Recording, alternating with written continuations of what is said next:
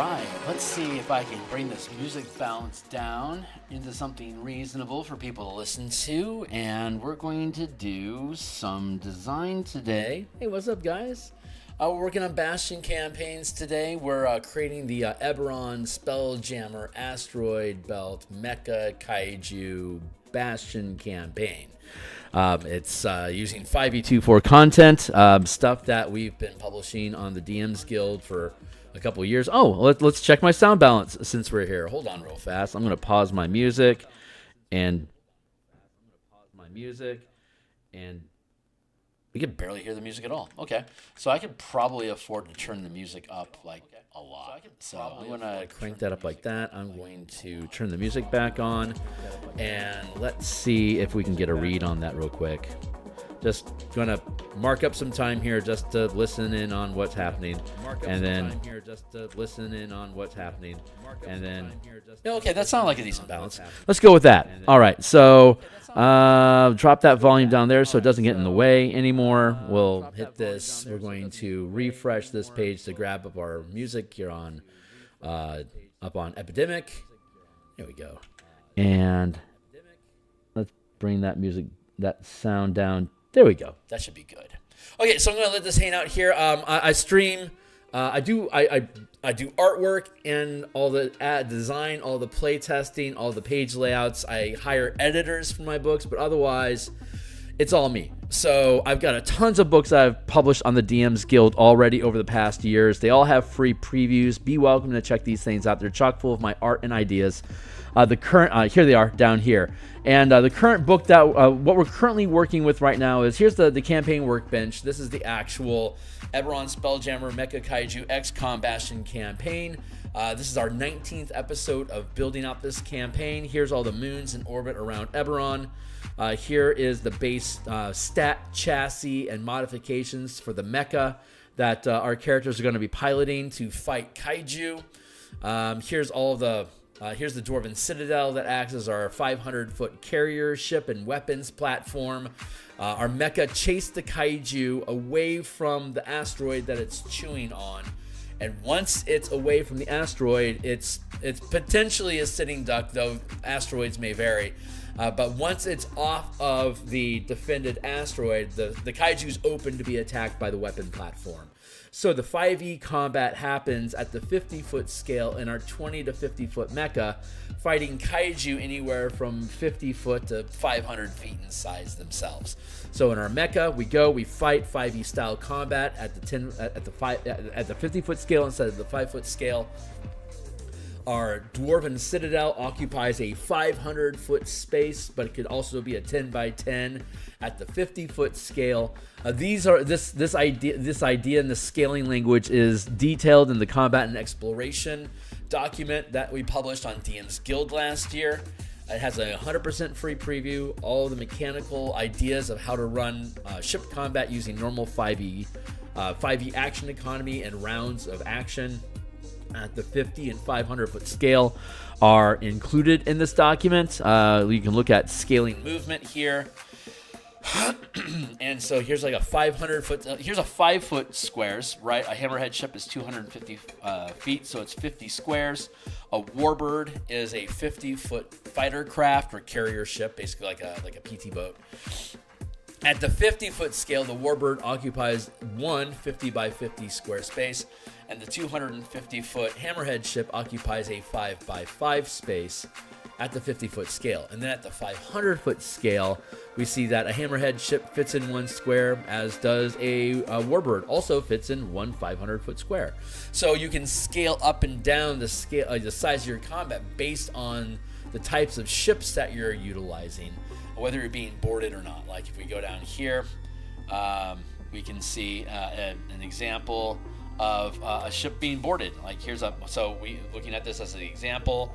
At the this is a 1 mile square that this Imperial Citadel occupies. So each of these squares is 500 feet. We see a formation, a squadron of ships in formation at the 500 foot scale, squaring off against squadrons of hammerhead ships. And when we scale into the 500 foot square here, we can see that each of those squares can be occupied by multiple ships and 50 foot squares. So a 500 foot square breaks down into a 10 by 10 grid at the 50 foot scale. So all of these ships, these warbirds,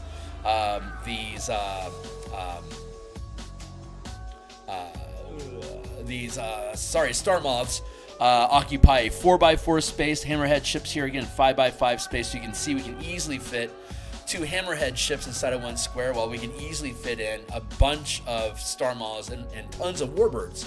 So here we see at the 50 foot scale, we now have a warbird closing distance and landing on the deck of this hammerhead ship, which we then shift over and look at the 5 foot scale. Here's the warbird having landed on the deck and is now dumping marines onto the deck of the hammerhead ship to take it over. So we can operate at the 5 foot scale, 50 foot scale, and 500 foot scale all at the same time. If some characters are operating at the squadron and fleet level, other characters are operating at the individual ship level at the 50 foot scale. And if we have characters that are engaging in melee or ranged combat at the 5 foot scale aboard each other's ships. So we can pan in and out of different scales of combat depending on what the characters are prioritizing right now. But this all happens in the same round of combat that we're used to. When you take over a ship, you're basically wild shaping into that ship, able to use your action economy as though you were transformed into a bird or a fish or a bear or whatever it is that druids do when they shift form.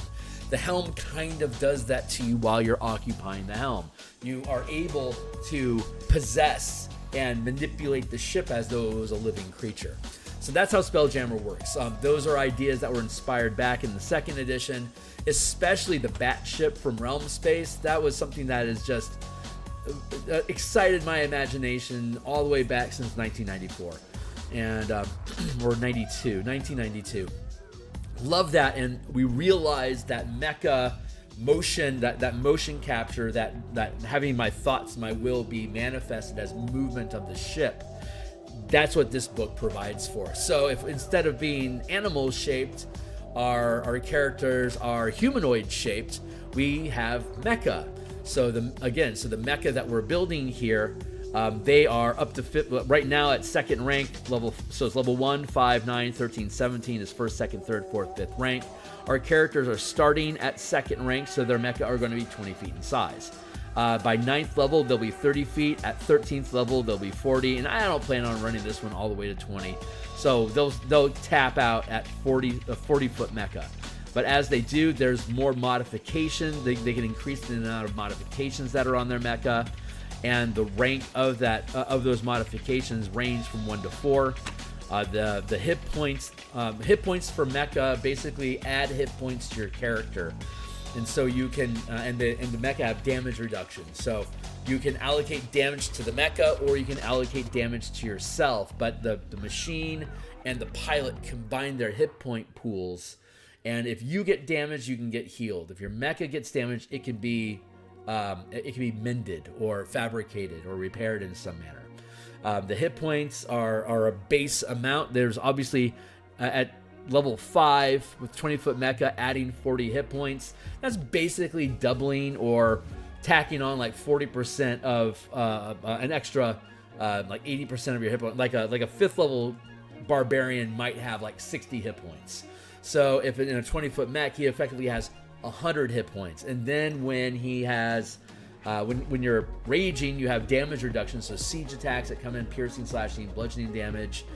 You have rage active, so you are resistant to that. So the damage that you take from the siege weapons is cut in half.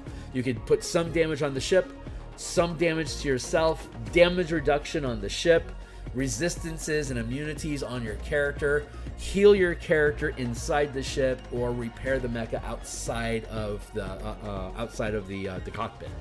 But otherwise, it's just you scaled up to the 50-foot scale. So your barbarian pilot in a mecha running around using reckless attack with the 20-foot axe that he's carrying is going to do, at this scale, it's damages times 3. So you're going to do 3d12 damage plus your strength bonus, and then any kind of bonus effects that you have. Like you can have modifications here that add powers, and a example of some of the powers are in another book, which we have on display over here.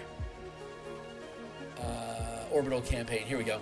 The Spelljammer Kaiju and Constructs book, which we'll be publishing on the DMsGuild. You can read all about this. It's listed Spelljammer Kaiju and Constructs. There you go. So this link here leads you to that same document that I opened.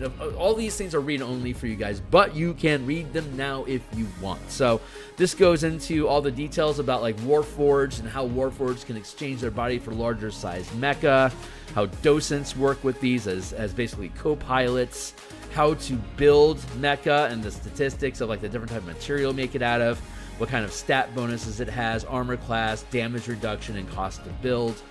And then we tool through like upscaling damage, how much can these things carry, and we have our power systems of different scale, like land navigation, waterborne boats. That's a common system. Uncommon is air navigation. A rare is minor Spelljammer helm, and then incredibly rare major Spelljammer helms. And then legendary is the ability for your ship to plane shift directly. Different helms, land, air, major, minor, and shift drives. The sizes that you need for the ships. Here's the list of powers that you can add on as modifications to your mecha. It's like our barbarian pilot could, like if we wanted to. Let's kick on down to strikes. So if you wanted to, like when your barbarian hits with its 20-foot battle axe, it does 3d12 plus probably 7 points of damage. And then let's say Shocking Strike. When you hit your target with this attack as a bonus, so I hit with my axe, then as a bonus action, I can trigger Shocking Strike so that the target can't take opportunity attacks until the beginning of the next turn. Or if I was using Thundering Strike, I hit the target for 3d12 plus 7 damage. And when I hit a target with my attack as a bonus action, I can I can choose to trip or push the target 2 squares directly away from us. And at the 50-foot scale, that would be 2 squares equals 100 feet. So like just like the push mastery pushes you 10 feet, at the 50-foot scale, the push mastery pushes you 100 feet. Way up here, Assassinating Strike. When you deal damage with a weapon attack, the target to a target that has yet to act in combat or is unaware of your attack, you can use your bonus action to deal maximum damage, including any additional damage size such as sneak attack or a damaging spell. So like these are different types of strikes you can do. So each one of these options that you select counts as one modification you're making to your mecha. So as you scale up in levels, you can higher level mecha have more modifications. So right now we can have up to 3 modifications, which means like a special helm, siege weapons, spell amplifier, so we can cast spells at the 50-foot scale instead of the 5-foot scale. All those modifications that we saw, and there's about 40 modifications you can choose from. So there's about 100 different maybe like around 90 mods you can add on to your mecha, and each Bastion turn that you use one of the orders to modify your mecha. You can still go out and use your mecha during your adventuring week or whatever, but in some sort of like Bastion time sort of, characters can have one downtime activity during a Bastion turn while still going adventuring inside the community. And you can use your mecha, engage in those battles against kaiju and stuff, but still use an order in your mecha fabrication factory to modify your mecha. So each Bastion turn, you can make a number of modifications equal to the maximum rank of your fabrication facility on rank of 1 to 5. Currently, the team has a second rank fab, so that means they can make 2 modifications to their mecha each week. So this week we're using our mecha this way, and at the end of our Bastion turn, we'll modify our mecha to do this instead, if you wanted to modify your mech. So we have the mecha that's built out here, the Dwarven Citadel itself with a massive array of weapons. That's just it obliterate. If you can get the kaiju off of the rock and get it out in open space, the Citadel will shred it. The big struggle is getting the kaiju out of the forest or out of the farmland or out of the cattle herd, so that you can get a clear shot on the kaiju with siege weapons. So you need your mecha to deal enough damage to try to chase the kaiju out into open space, so you can then finish it off with your Citadel. That's the kind of the action loop there. So there's a number of asteroid communities that our team is defending. I will demonstrate that here unto you again. Here's the system map, Eberron at the center. There's 12 concentric circles, which represents the orbit of each of the moons that are in orbit around Eberron. Each square at this scale is 10,000 miles. For this campaign, we have a cap of 10,000 miles per 24 hours of travel. So if you wanted to start Super Mario World style hex crawling around these pathways, you stay in fresh air. If you leave these pathways and go out into the green, this is the Poison Sea. All D20 rolls are at disadvantage until you can get back into clean air. So it's horrible trying to adventure out there because you're always rolling with disadvantage. Out here, it's clean air. Each of these squares represents a different asteroid cluster that is self-sustainable, like can foster life and create communities if you want to populate them. We're currently here, Pirates of Lazar. The 4th Pirates of Lazar are located here. This up here, I think this is going to be this is going to be a Braylon community. Droam is here. It's hostile, which is why it has the X. I think we're going to put an Aundair community over here. Over here is the Unseelie Court, has exited off of Theurgy, I think, or Silvastra is the name of the moon or the plane that kicks through here attached to this moon. When the moon is full, it basically creates a manifest zone and opens a portal to the plane that moon is connected with. The moon isn't actually a physical object you can walk on. It's a portal to another dimension that is at various stages of open and closed depending on the phase of the moon. So when a full moon comes by your cluster, there's a chance that creatures from that plane of existence will come through the moon gate and start populating the area. We have the Unseelie Court here is creating an anchor inside of this asteroid community, and they're currently at war with the 4th Pirates of Lazar. Otherwise, the pirates would be overrunning you guys and possibly Braylon. So it's a good thing the Unseelie Court is pushing the pirates so hard so that there's a chance maybe they'll kill each other off. Who knows? But here's the asteroid cluster that we're in specifically here. That if we zoom in, here it is. This larger square is 10,000 miles. Each square inside of here is 500 miles. It's a 20 by 20 square block.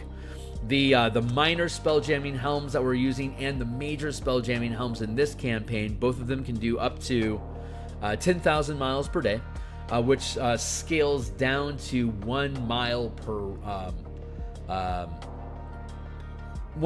round. of just trotting. Basically, it's around 50 miles per hour, or times 20 some odd hours is going to be 10,000 miles. So 50 to 500 miles per hour is their max speed, supersonic speeds. So we can slow down 500 miles per hour is 500 miles per hour is 1,000 miles per 2 hours, which is roughly 100 miles per 10 minutes, which is approximately 10 miles per minute. Is that right?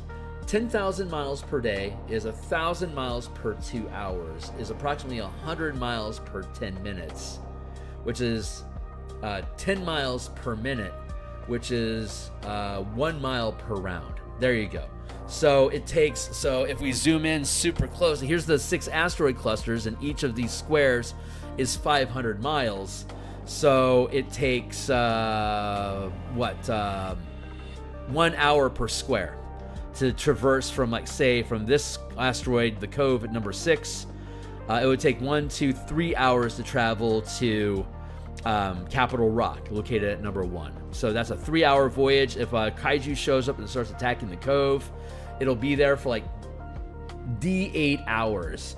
And if the result is less than 3, then 1, 2, 3. By the time your team gets there, if it's only going to be there for 2 hours, it's going to deal its damage and then be gone. And there's nothing that we're going to be able to do to stop that, because we can't get there on time. So as the campaign proceeds, we'll be having multiple instances of different kaiju attacking different communities, and the team is going to have to decide which one do they want to prioritize, because they might not be able to, like, go from Capital Rock to Crag Falls, and then to get over to the Cove on time. That's 1, 2 hours, 3, 4, 5. That's 6 hours away. So if the kaiju over here is done in less than 6 hours, and you decided to go to Crag Falls first, you're gonna miss the kaiju at the Cove completely, and it's just gonna get wrecked. So your priority is, which ones do we want to go to? Because your carrier ship, your Dwarven Citadel, is going to carry your mecha to the location, and then once it's there, it deploys the mecha and your pilots. You then drop down, you fight the kaiju until you get it to drive away from the land, and then the Citadel destroys it, and then you can either go back to, like, shipping material, like you're either acting as a trade caravan, moving materials and goods from one community to another, or you're acting as the county sheriff, taking your Citadel, going to a location where there's a threat, and then dispersing mecha to suppress the threat, and if needed, bring in the carrier with all of its siege weaponry to destroy whatever that is. The siege weapons will just wreck whatever square of land they're in. So, like, say we have right now we're working over here on is it Red? I think it's Redfell, the third community. Let's scroll down and look at what are the different communities. Number 3 is, thank you, Redstone, Crag Falls, Redstone. We're currently working on Redstone, which is located over here. I will scroll down to where Redstone is at in our document. Crag Falls. Completed this one already. Redstone. Okay, so the population of Redstone. Zooming in on Redstone, we've already started work on it. Here it is, Redstone.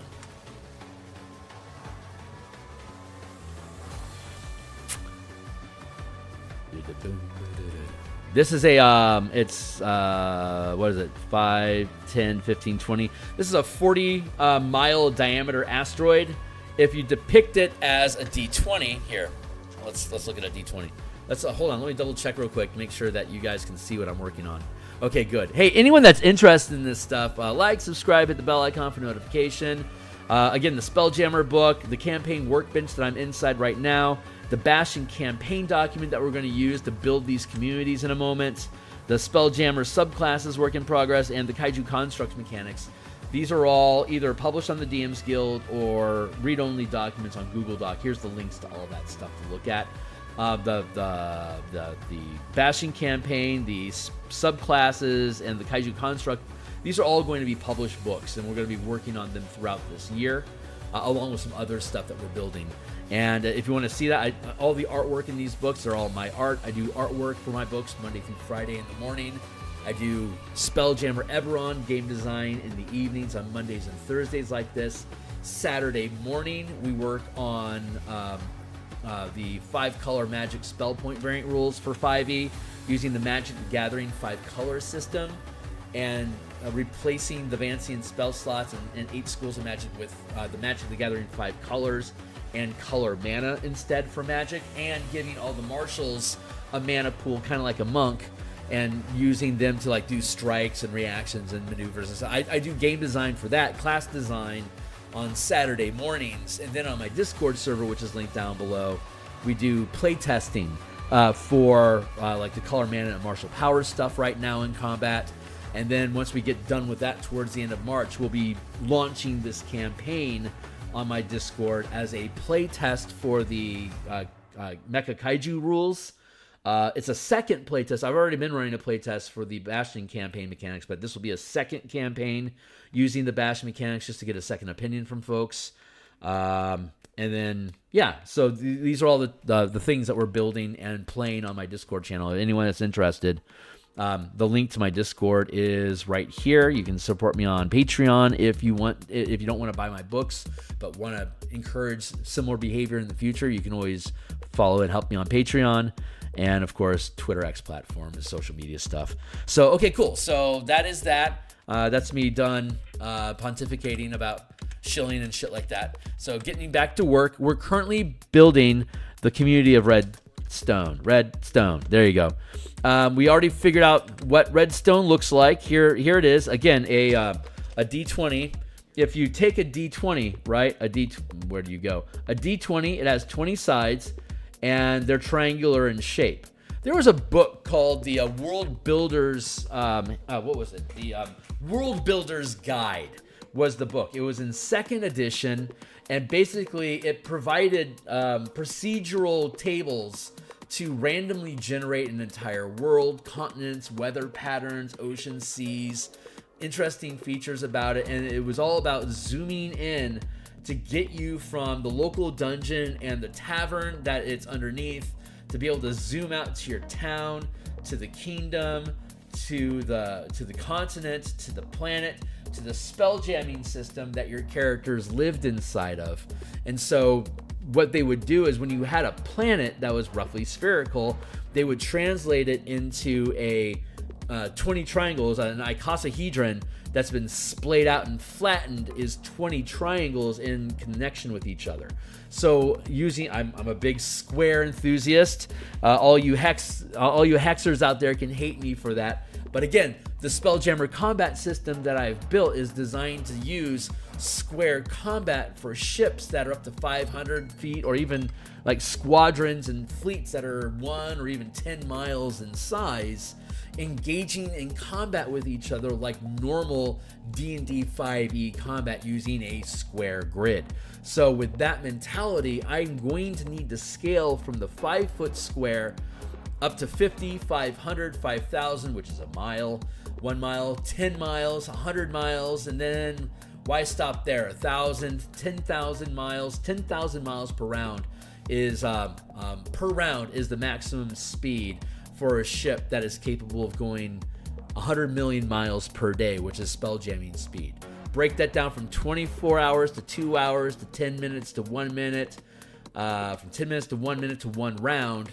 From 100 million miles scaled down at 1 round, it's 10,000 miles. So each square of movement in a chase combat, each square is 1,000 miles. During a round of combat, you can maneuver your ship around asteroids and planets 1,000 miles per square. So you can build, and then when you get adjacent to each other in 2,000 mile squares that are adjacent to each other, you then zoom in to the 100 mile scale, to the 10 mile scale, to the 1 mile scale, which is 5,000 feet, to the 500 foot scale, to the 50 foot scale. Now we're fighting in mecha at 1,000 miles per round, flying at blistering speeds with swords out, taking hacks at each other as you're riding in Halley's Comet's tail at 20,000 miles per round or whatever.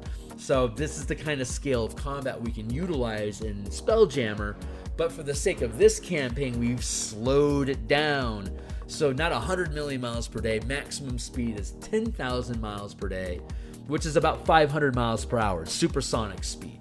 Pretty damn good, and it allows you to jump from asteroid to asteroid within a cluster at a reasonable speed. Each 500 miles is an hour of movement, so you can move 24 squares in a day, or a 10,000 miles square that's broken down into a 20 by 20 grid. You can get from one corner or one side of that square to another. Or if we're doing if we're doing a hex crawl like Super Mario World, we can move from one square to the next one day at a time in a true Spelljammer hex crawl campaign where you're exploring unknown space, like you're trying to chart the poison sea or something. Then you can go at it square by square, and in true hex crawl fashion, you can have random monsters, little pockets of air with small little clusters of vegetation with its own alien evolution to have its own unique creatures, objects, items, plants that you can potentially exploit to remember, like, where is that in the poison sea, for us to then go back out there and find it to use as a resource that we might build some sort of a guild or magic out of. That's something that we can do with this campaign. If you go hunting and you find something, I don't know what's out there yet as a DM. I haven't even contemplated it yet. But this asteroid here is it's 40 miles in diameter, and so each triangle in a icosahedron 20-sided die, when you lay it out flat, the diameter of the die, half of that is the length of each side of triangle. That's amazing that it works out that way. So when it's a 40-mile diameter asteroid, I know that each triangle side has to be 20 miles. 40 miles total, 20 miles per triangle side. And if I break down my square into 5-mile squares, that is a 4 square, the triangle is 4 square wide. And the triangle is 1, 2, 3, 4 tall. So we have this alignment here where it's a 4, basically each square then becomes a 5-mile square, which we can then use to plot out how much land is needed for the population. This has a population of 769 on this particular asteroid. A population of more than 100 but less than 1,000 is going to need about 70 miles worth of. Is it 70 miles? Hold on, I have this written down. Bastion Campaign. Let's scroll down in the Bastion Campaign. We're going to use this to build our communities. So we're going to do that by making Bastion facilities into standalone buildings. Like a smith, you can have an armory in your Bastion, but you could also have an armory as a standalone building that your city barracks can get access to if needed. You can have an arcane study in your Bastion, but you can also have a standalone building that is an arcane study. Maybe it's attached to a scriptorum, or maybe it's attached to a library. You can cluster little, like, similar flavored facilities. You can cluster those together and make that a separate standalone structure. This is the Arcane Emporium. And it has the arcane study, a scriptorum, a library. Maybe it also has I don't know what something down here, a teleportation circle. Like, it has those 4 different facilities, and that's what the Arcane Emporium is. For instance, like, you can just random these things together. So what we've been doing is randoming these things together to create a little cluster of what's this. Here's the different facilities that are in this structure. What's that thing all about? So you do that at the settlement level. That means that different buildings and clusters of buildings are going to be these sort of facilities, and there'll be residential buildings connected to or scattered among these different facilities in the settlement. And then we have unique structures inside of each settlement. And those themselves may have, like, their own barracks and their own observatory and their own arcane study. Like, it's a unique it's a unique entity's property. It's not just part of the general community. It's a point of interest in the community that has these specific facilities that all work together that you can commission. But otherwise, the community as a whole has, even if it doesn't specifically have a pub, it has pubs and it has hostels and inns and restaurants. Even though it doesn't specifically have like a pub facility, these things all still exist in town. But if I did have a pub in this community, that means this community is really big on pubs.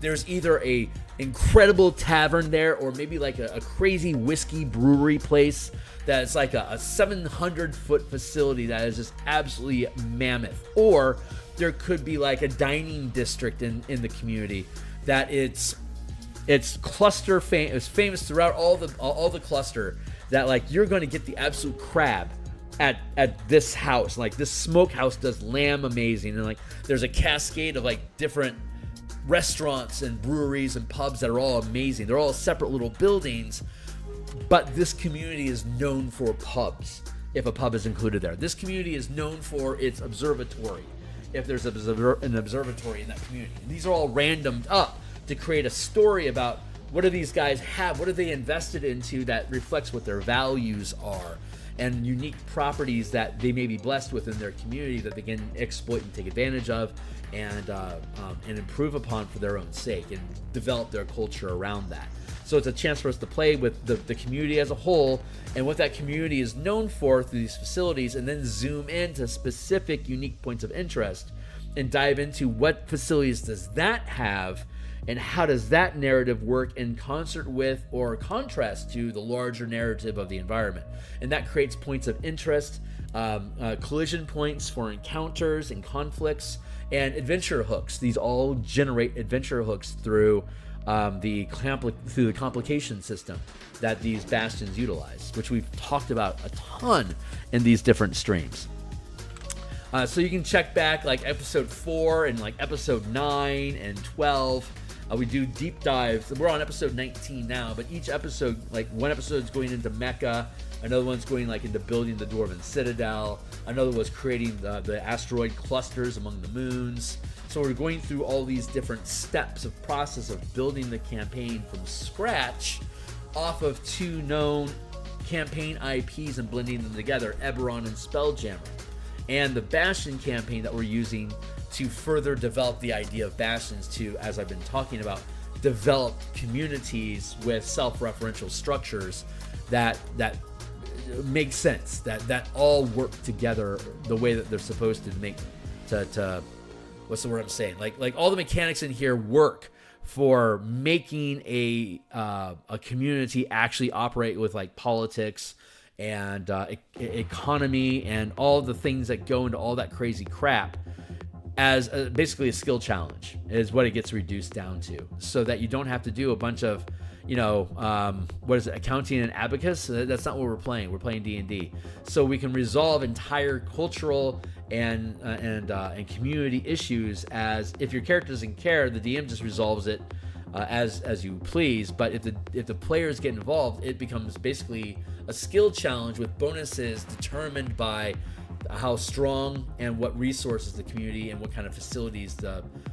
community has available to it to try to accomplish the orders that you're issuing, like generate more spelljamming helms and ships so that we can go fight the Pirates of Lazar. That's going to take a series of crafting and empowerment checks to see if you can build the magic items in the ships to be able to create these spelljamming ships to go attack others.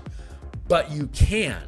So it's just basically an ability check using the ability check bonuses of your facilities to accomplish that goal. And if you fail at the task, it creates a complication that needs to be resolved. And a call to adventure occurs that you have to overcome the challenge of that adventure to clear the path for the order to be completed. But once you do, the order is completed as expected. If you succeed the die roll, the order gets fulfilled as expected without complication. Only when you fail your die rolls are you going to have adventure seeds created that basically encourage you to go on adventures to resolve this conflict so you can proceed.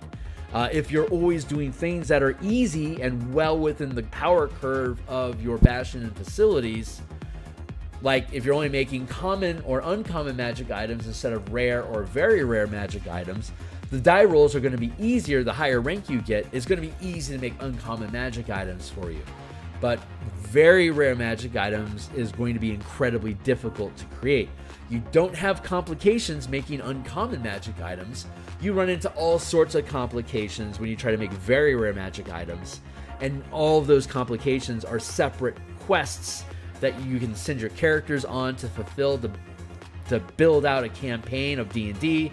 Or if your characters aren't interested in that particular problem, you can then issue a separate order to different facilities to try to solve the problem that got created by that other facility not being able to succeed at the check. So you basically pull in more resources from the community and neighboring bastions and other facilities to try to compensate for, you fucked up, we're going to try to help you fix it. And then they get to make an ability check, a different ability check, to see if they can resolve the problem. And if they fail, it escalates again. We have two problems now. Maybe your characters want to get involved and clean this shit up before it gets too... Because every time you fail a complication, it delays what you wanted to do by a Bastion turn, which is a week. So each week you delay solving a problem, it potentially is getting worse because the complications are stacking up. They all need to be resolved to be able to get rid of the block so you can do the thing. So if you have more than one complication stack up on something, you're either going to want to let it go and give up on it and find another solution, or you need to get your characters involved so they can start stamping out the complications to clear the path to complete the thing that you wanted. You can't get more spelljamming helms until you figure out the formula that they're using, but you botched the research check to discover the spelljamming helm formula. So now you have a quest that you need to go on to get what you're missing to make that formula work, which could have you raiding like an arcane's like an arcane factory or something, often wherever space, to steal the plans that they're using to make their spelljamming helm. And if you do it wrong, you may have just pissed off the entire species of the arcane, and they may come gunning for you. So I mean, some things aren't worth it, some things are. It depends on how badly do you need to make your own spelljamming helms. Otherwise, you could use trade orders and try to work with the arcane for them to provide you helms. You might not be able to create them as quickly as they can if you had your own magical plans, but you might be triggering so much complication in trying to do so, it's not worth it. So you may as well try to strike a trade agreement with them instead. And then instead of having to worry about tracking your gold, you're making basically ability checks to see, is this something that we were able to afford and get? And if the answer is no, that means, well, something's fucking with our money. That becomes a complication. Who's screwing with our money? I don't know, maybe somebody's skimming off the bottom and you're not noticing it, and now when you try to pull in a large buy, you're finding out most of your money's evaporated. Where the fuck did it go? Or maybe you got robbed recently, or like, I don't know, anything. These are adventure seeds that we're creating, and the DM is welcome to expand on them as you please. But a village is anywhere from 101 to 1,000 population. Our rock here has a population of 769. Hold on. Yeah, I'm still active. Good. So our population of 769 is going to be somewhere between is going to be a village, and its size, the minimum area radius, is 10 miles. So it's going to occupy, at the 5-mile scale, a population of 100 people is going to require a 4x4 space on this asteroid, and there's probably there are 7 of them available, but it eats up the entire asteroid. However, we have a druid in the community. In this side, there's a small enclave of druids in this asteroid cluster, and they are using the plant growth spell to double crops, and they spend basically the entire year going from 5 miles square to 5 miles square on every asteroid in the community, blessing them to double their abundance. So instead of requiring a 10-mile radius, it requires a 5-mile radius. So instead of having a 4x4 square, instead the crops are able to provide a 2x2 square. So all we need to do is have basically 7 2x2 blocks. And so that's why we have like these 25. Each of these 25 is representing 25 citizens that are working the crops that are being blessed by the druids. This area is unoccupied. There's a cold snap, so the poles are getting too cold to grow anything. So that's why we have X's on them. It's going through a climate disaster right now because of an unnatural manifest zone from the plane of Frisia, dumping basically a freezing cold front into cyberspace around our character's asteroid cluster. It's currently killing a shitload of crops. So these guys are capable of growing enough crops, but they're at disadvantage because of the cold snap. So when they make their ability check, they are always rolling with disadvantage. I could have in a dense urban structure, I can have up to 100 people per 5 miles square space, which doesn't sound very dense, but I mean, 269 people inside of a 10 mile by 5 mile space. That's arguably, like with farms and like vegetation patches and people growing horses and stuff like that, that's decent density. It's obviously not water deep dense, but it's you would realistically, at the village scale, you realistically have 100 people per 5 miles square in an urban setting. The total population is 769. For us to have enough vegetation to get fed, we needed to have hold on here, grab this. We have what? 1, 2, 3, 4, 5, 6, 7, 8. That is 8 times 25. That's 400 people that are using that are spending their time doing basically working crops, crops or herding goats. That's what this asteroid is all about. Wheat crops and goats. So that's what they got going on. So for the population to work, for the amount of people that they need, the size of the scale that it is, it's roughly 25 people needed to work a farm inside of a 10-mile square. So you can see here there's 1 square of these 4, 1 square of these 4, 1 square of these 4, 1 square of these 4, 1 square of these 4. That's you can break up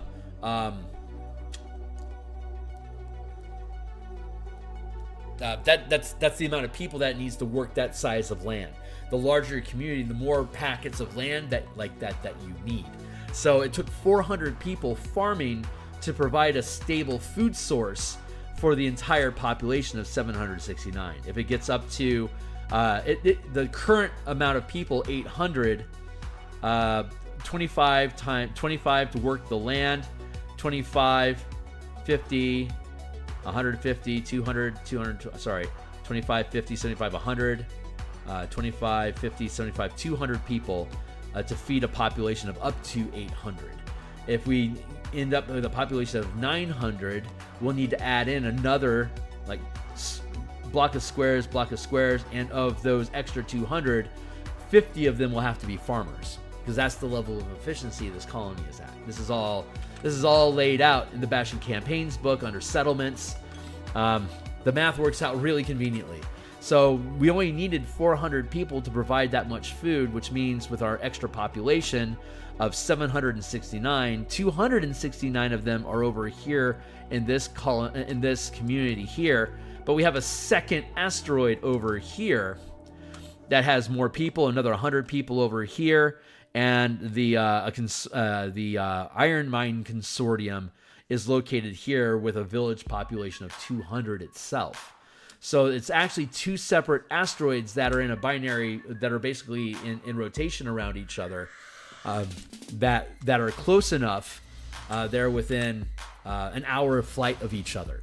So it's easy to move product back and forth between them on a weekly basis. But the consortium the Iron Consortium works here, and then the normal commerce and all the food and stuff like that happens here. But we also have some herds, some goat herds up here too. So it actually works out pretty well. The population is large enough to be able to feed everybody. If there wasn't the cold snap, we would have abundant room to be able to, with the help of the druids, to be able to feed more than our population. This could continue to grow. But until we can solve the cold snap threat from the Frisia manifest zone, if we can find a way to shut down the manifest zone, the cold snap will go away and we'll go back to having prospering food. But as it stands right now, these communities are basically scraping at being able to consistently provide enough food to take care of the community. So that's an ongoing threat that half of the clusters are facing this cold snap. So we're in the process. We've already built these things out. We're currently in the process here of building out Redstone. We have the community of Redstone, famous for its storehouses, mining guild, the barracks for troops. It's famous for having a gaming hall. It has hanging gardens that basically couple into like the wheat farms we were talking about. And then they maintain their lifestyle. There you go. Orders are crops to sustain food for the population. The type of food. Oh, I'm sorry. They aren't into goats. It's just crop fields and iron mining. That's what they have going on here. So the guild hall process can basically get all the iron out of the neighboring asteroid. But you can see here they're not known for smithies or workshops or armories. They don't do that. So they actually have to send their ore off from here. And if I can find the button, thank you. So they have to ship all the iron mine that they accumulate. They can't smelt it, but the Capital Rock has smelting refineries. So they fly the raw ore from Redstone to Capital Rock, and that's where they refine the ore into iron ingots to build with. Same thing with the Electrum mine that's over here at Crag Falls. It can extract, it has a smelting that can process Electrum, but that's all that they process. So you can send ingots of Electrum back to Capital Rock. Capital Rock is processing the iron for Redstone. And so that's the commerce that Redstone provides, self-sufficient food with crops, and it creates revenue for itself and the cluster collective through the iron that it's mining. So there's going to be it's a second rank facility, or a second rank community, which means it's a village, over 100, less than 1,000.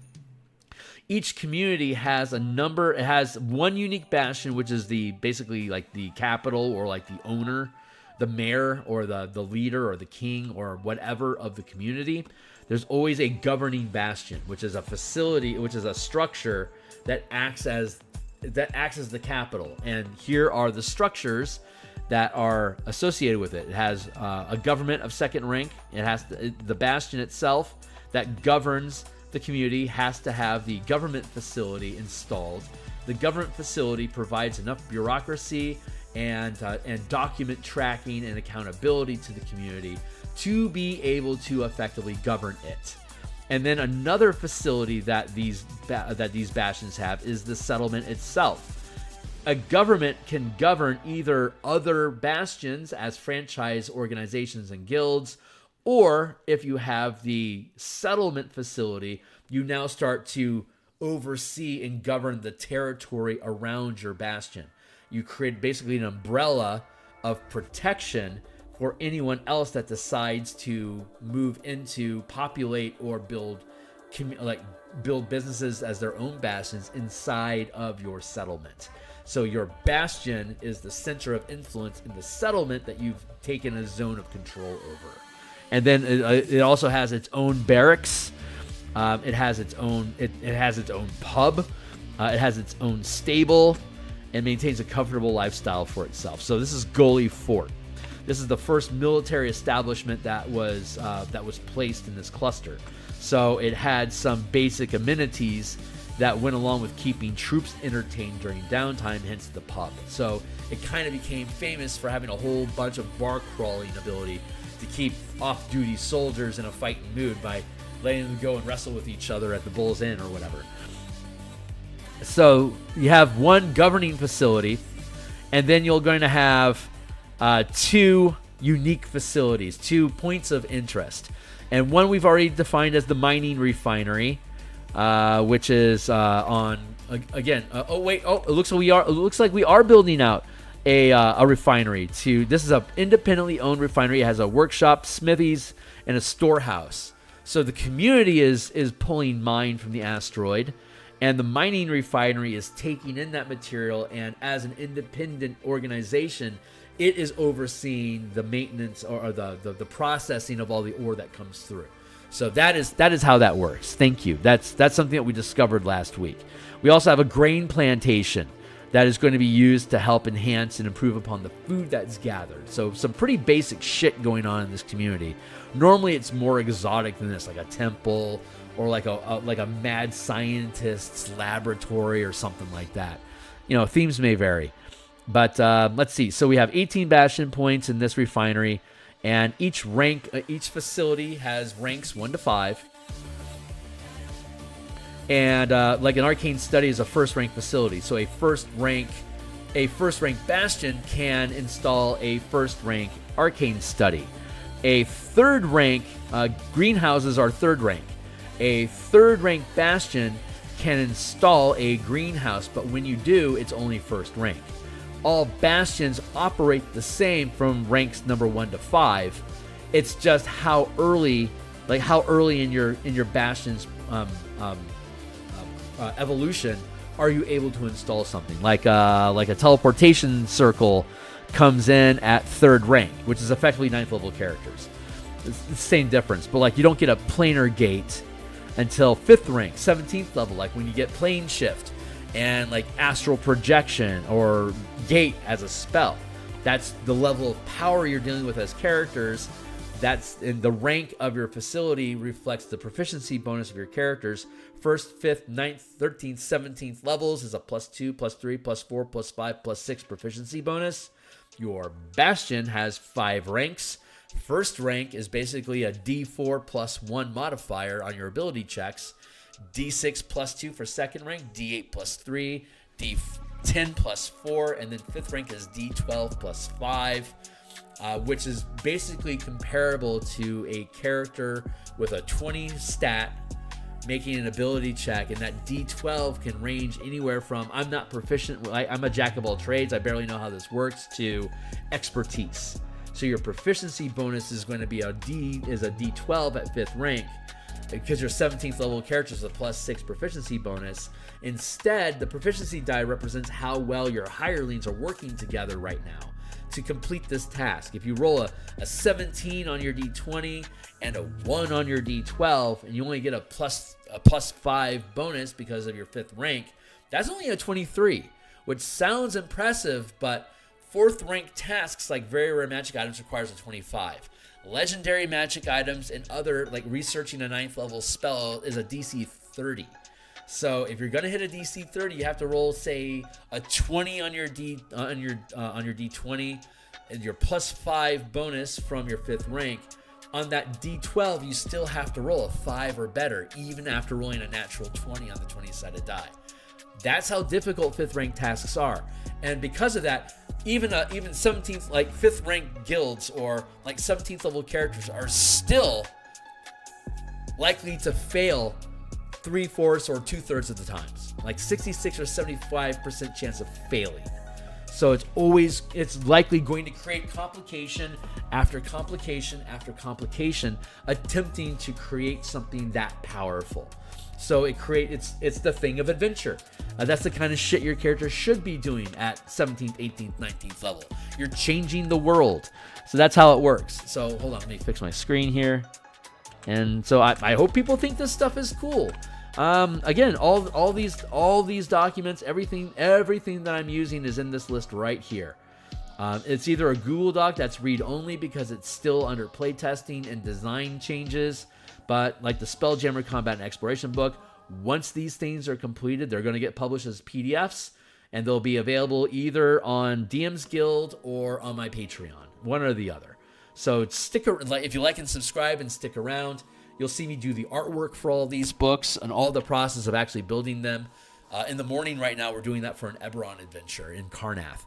So if you're interested in seeing that, like and subscribe, and tune in tomorrow morning, and I'll be working on more book art. So, but right now, let's continue building these facilities. I don't need this currently. I don't need Kaiju campaigns right now. let's grab. I want to grab this. I want to pull it out as a separate. I'm gonna start bouncing between documents now. So I'm gonna open up multiple tabs so I can bounce between the two pretty easily. So yes, this is the one that I want, but I wanted this one here. So Kaiju Bastion Spelljammer Campaign. We're currently building up the refinery. And here's the Bastion campaign itself. We already have, so we have, what do we have? We have 18 Bastion points total. And we have a total of, right now, a second rank mining refinery has 3 orders that it can be issued. If we have more, or if we want to issue more, each facility can only carry out 1 order at a time. So if I wanted to like make 2 sets of armor, I either have to put them both in as a single work order and look at the gold piece value of those sets of armor versus how much gold can I produce of material in a week, or I could have 2 separate armory facilities and have both of them working on separate suits of armor. So they only have to look at the total of gold value of that material individually. So if I have multiple armories, I can issue multiple armory orders to build stuff for me. If I have multiple sacristies, I could have multiple orders for different types of magic items being created, like the Potion Emporium that's on Capital Rock. It's on Capital Rock. The Potion Emporium has 4 laboratories in it that can produce healing potions. So when the team takes an interest in the Potion Emporium, they can start taking control of its weekly Bastion turn management and set its orders to make as many healing potions for us as we can, so we can have a rack of them behind us in our mecha that we can just be drinking healing while we're fighting kaiju in our mecha suits, so that we can keep healing ourselves up on top of all our other class features and shit that we're using to try to survive the fight. So like investing in the Potion Emporium would be a good use of their time, but doing that means that they start making ability checks, and if complications arise, they have to decide how we're going to resolve that complication. Are we going to make a mission out of that and make that one of our side quests this week? Or are we going to relegate that to some mercenaries that we recruited to go troubleshoot this problem for us and potentially get in trouble and make it even worse? So, that's a decision that you get to make. That's the nature of progressively generated campaigns. This is a very Beckme style of game, but we're codifying it in 5e game mechanics. And in this particular instance, it's Spelljammer Eberron with Kaiju. But the style, the cascade of consequences and complications is a very Beckme domain style of play. I haven't seen anything developed like this for anybody in 5e yet. So I like to think this is like kind of cutting edge. This is like cutting edge design tech for the 5e game engine. So I'm pretty excited to build and share this stuff, because this type of game is what made me fall in love with D&D in the first place. Building my character up so they had enough notoriety and wealth to start forming a community, a kingdom, a keep, a tower, and start building that out and using that as a point of focus to push out into the wilderness and the wild world and discover what's out there that we can connect with, trade with, exploit, claim, delve, extract, mine, sift, discover, blah. Like, that's the nature. Like, D&D used to be a very exploration exploit system game where you go find out what crazy shit's out there and what cool things can you think of to do with that crazy shit to do more crazy shit. And that launches your 4th tier, your 4th pillar, the pillar of shenanigans. Like, your team decides to make an 18-hole golf course in tier in a Dark Sun campaign, and they actually lay out the land that they're going to take over, and the type of monsters and creatures and plants that are dangerous to people that are now in the golf course. They specifically went in and my fucking team, this was back like in 1997, we built out a golf course in Athos, cleaned it up, made it our own, and because we wanted to retire our characters and we wanted to retire playing golf, but they didn't have any golf courses in tier, so we built one, and that became our side project to make sure that the golf courses stayed safe so that more people would come in so we could rub elbows with royalty.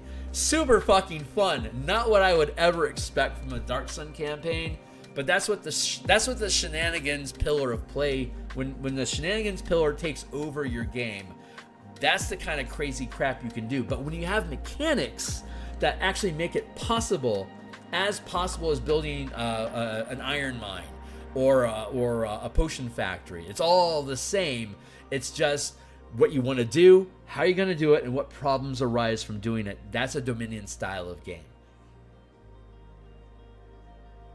And goddamn, they're fun. Super fun style of game. So anyone that's interested in getting a piece of that or finding out more, join my Discord community and stick around. We're going to be building the same for the next couple of months. So we have 18 points. So like we were talking about, each rank of a Bastion from level 1 to 5, it's 1 Bastion point per rank, up to the rank of your Bastion. So a third rank Bastion can have up to third rank facilities, but no facility can have more than 3 points. So a crypt is a third rank facility. I can't get a crypt until my Bastion is third rank, and once it is, I put 1 point into it, and now it's a first rank crypt. But in time, it can eventually ramp up to 5th rank, and each rank costs a point. Each point lets us do more things, and we'll look at that as we go along. So 18 points, the max is 2nd rank. That tells us that we can have a maximum of 9 facilities at 2nd rank, and there's 36 of them? 35. There's 35 facilities that we've built so far, but there's a formula for building more. So we can have an infinite number of facilities that get different downtime activities, unique orders issued, and Bastion benefits. Those are the 3 categories of things that a Bastion can do, or a facility can do, and they all operate at 1 to 5 levels. So we'll look at one here eventually. But for now, we know that a 2nd rank mining refinery can only have up to 2nd rank with 18 points. First rank is 1 to 10 points. 2nd rank is 11 to 20. 3rd rank is 21 to 30. 4th rank is 31 to 40. And then 5th rank is 40 or more Bastion points. That's the firepower that you have. So a 5th rank Bastion with 41 Bastion points could have 8 facilities that are all 5th rank, and then have 1 point left over. You can use points again. You can upgrade facilities with 1 point per rank per facility. And you could also use one Bastion point to issue additional orders. You get a number of orders equal to your rank plus 1, but you always must have the lifestyle. You always have to use the lifestyle order to maintain a lifestyle and maintain cash flow for your Bastion or the community.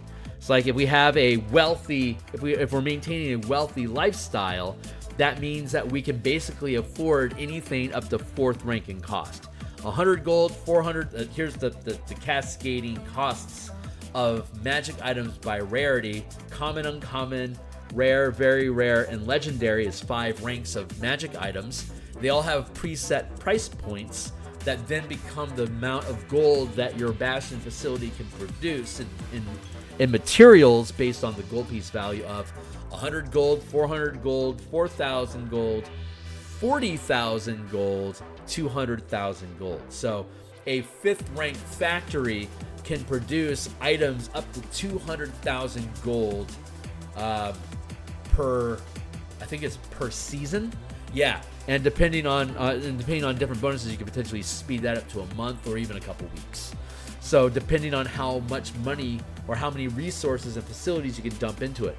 Like if something has a $200,000 gold value, and you can produce at most 40,000 gold worth of material. If you have 4 facilities that are all capable of producing 40,000 gold, then that's going to be a cumulative 160,000 gold worth of this product that you can produce. So you see how the math in that, the math is super easy. Then it's just an ability check if you accomplish it or not. This 40,000 gold piece value attempt has a DC of 25. And if you're doing 4 of them at the same time, all 4 of them have to hit a DC 25. And at that rank, you're probably rolling a D20 plus 10 plus 4.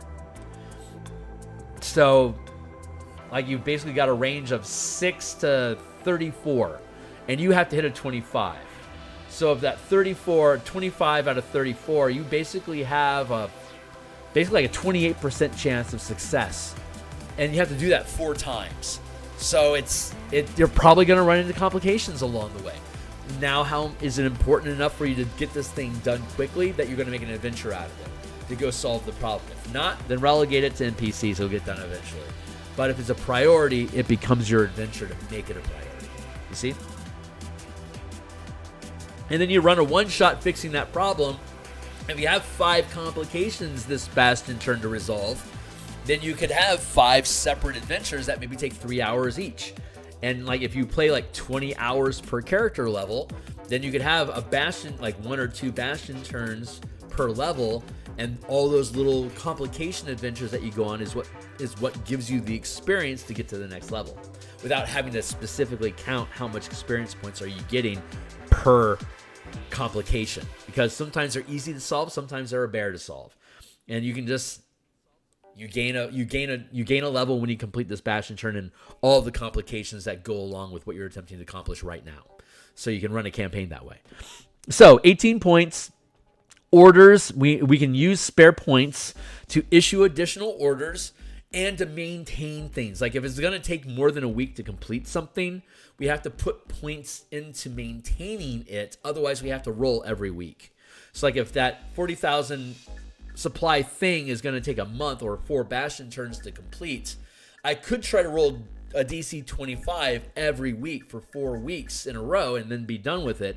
Or if I hit 25 right out of the gate, I can then put 4 points into it as a 4th rank task, and that DC 25 I just hit, it will hold for all 4 weeks. And once that's completed, I get my 4 Bastion points refunded to me. It's kind of like in Magic the Gathering, you tap mana to turn things on, and then with this, you leave it tapped to keep that task on, and once you finish that task, you untap the mana, or you get the Bastion points back, and then you can allocate them to someplace else. Like if you you can maintain a lifestyle. Let's say we maintain a wealthy lifestyle, which is 4th rank. You've got poor, modest, comfortable, wealthy, aristocratic. Those are the 5 lifestyles that aren't dangerous. Then you have squalid and wretched, which is like a DC 5 and 0. Like if it's below 10, it's dangerous. Like you're getting robbed, you're losing stuff. There's squatters in your garage. Blah blah blah. As long as you maintain at least a poor lifestyle, you have security and stability. So you want to make sure your lifestyle is at least a 10. Otherwise, your Bastion is going bankrupt and it's going to fall into anarchy eventually. Like it's dying. Because you can't maintain a lifestyle that people are willing to live under. They're going to go try to find something else to do. So you hit a lifestyle, you're going to want to put points into it to try to sustain it for as long as possible. And at 2nd rank, you can sustain a lifestyle for a month, 4 Bastion turns. And we'll determine our lifestyle in a moment, but that's automatically going to eat one of our orders. And since this is a mining refinery, harvest iron is going to be our tasks in refining the ore that we're getting from the mine. This is all we're doing, just converting stuff over to produce iron ingot for us to put into the market or to put into production. So those are the 3 orders that we're automatically going to be issuing. We get 3 orders. This is how we've chosen because we're a mining refinery. This is our primary function. This is what we do. And the lifestyle that we maintain is representing how well we do it. If we're currently maintaining a wealthy lifestyle, that means iron is in demand. If we roll a poor lifestyle, that means either iron is not in demand, or there's competition somewhere that's undercutting the value of our iron, so we aren't getting as much as we're supposed to from it, or it could be because of a complication that has arisen. And it's stifling your wealth currently because this complication is preventing you from getting your iron to market. Pirates, or maybe there's like a colony of rust monsters that have attacked your storehouse and they're destroying all of your inventory. You got to get rid of them quick. Send in your 3rd level characters to clear them out, and it's like a 3-hour adventure to kill all the rust monsters. Like that's a thing that could happen. Or it could be a 100-foot rust monster kaiju that's currently eating your entire mine, taking its tentacles and fishing them down into the mining shafts that you dug. and scraping out the rust dust that it's creating from the ore sticking out of the wall, and it's just completely destroyed your iron mine. And then it's eating it all. The rust monster sprouts its wings and flies off to the next asteroid. Shit, it's coming for our electrum mine next. Defend it. Send in the mecha. Drive the kaiju away before it eats our iron mine and our electrum mine. These are things that we may very well have to deal with later on. Like, I could see that happening like two or three sessions in, something like that cropping up. But that's the type of stuff that we can do. It's super fun. So we know that this thing is like hard driven on harvesting iron. So we have the smithies, the armory, the workshop. These all make sense. We're randomly rolling dice right now.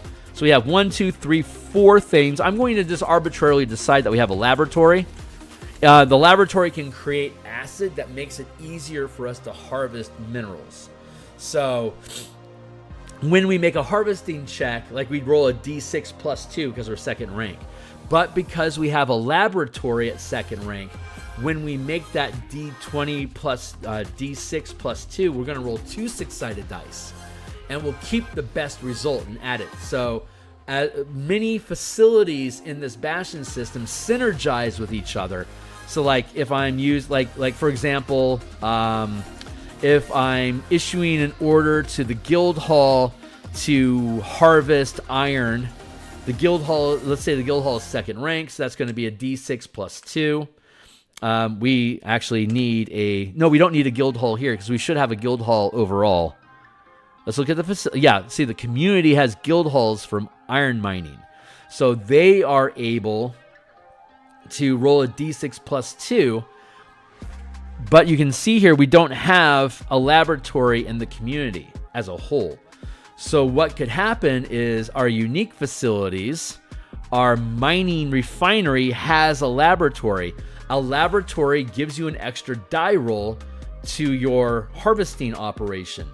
So D6 plus 2 for the community, and what we're going to do is we're going to allocate a point. It's going to cost us a Bastion point.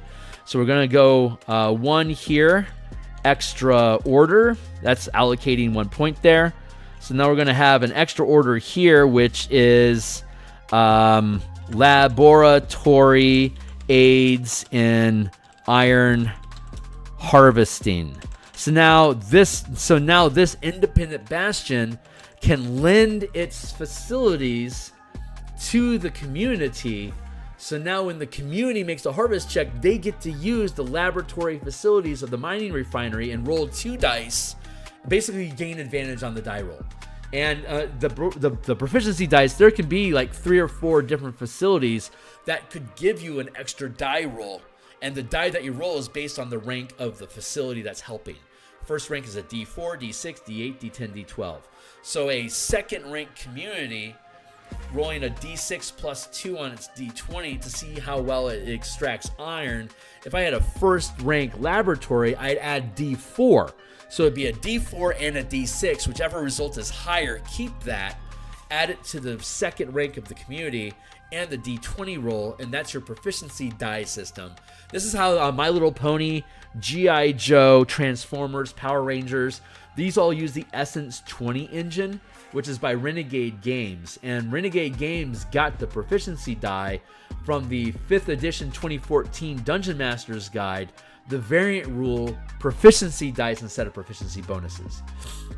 So we're using that variant rule to describe the narrative of a campaign world differently. The proficiency die represents how well your hirelings in your Bastion or in the community are helping each other to accomplish this goal. If we roll low, it means that they didn't work well together at all, whether it succeeds or not. In this case, it'd be despite the crew was horrible and then may have sabotaged the job.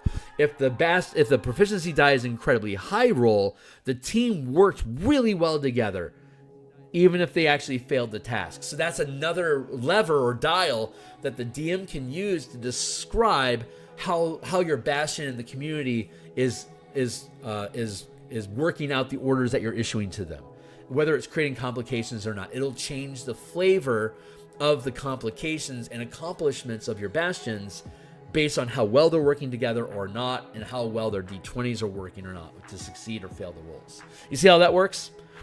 Cheers. Hopefully that makes sense, because that's how the whole Bastion campaign works.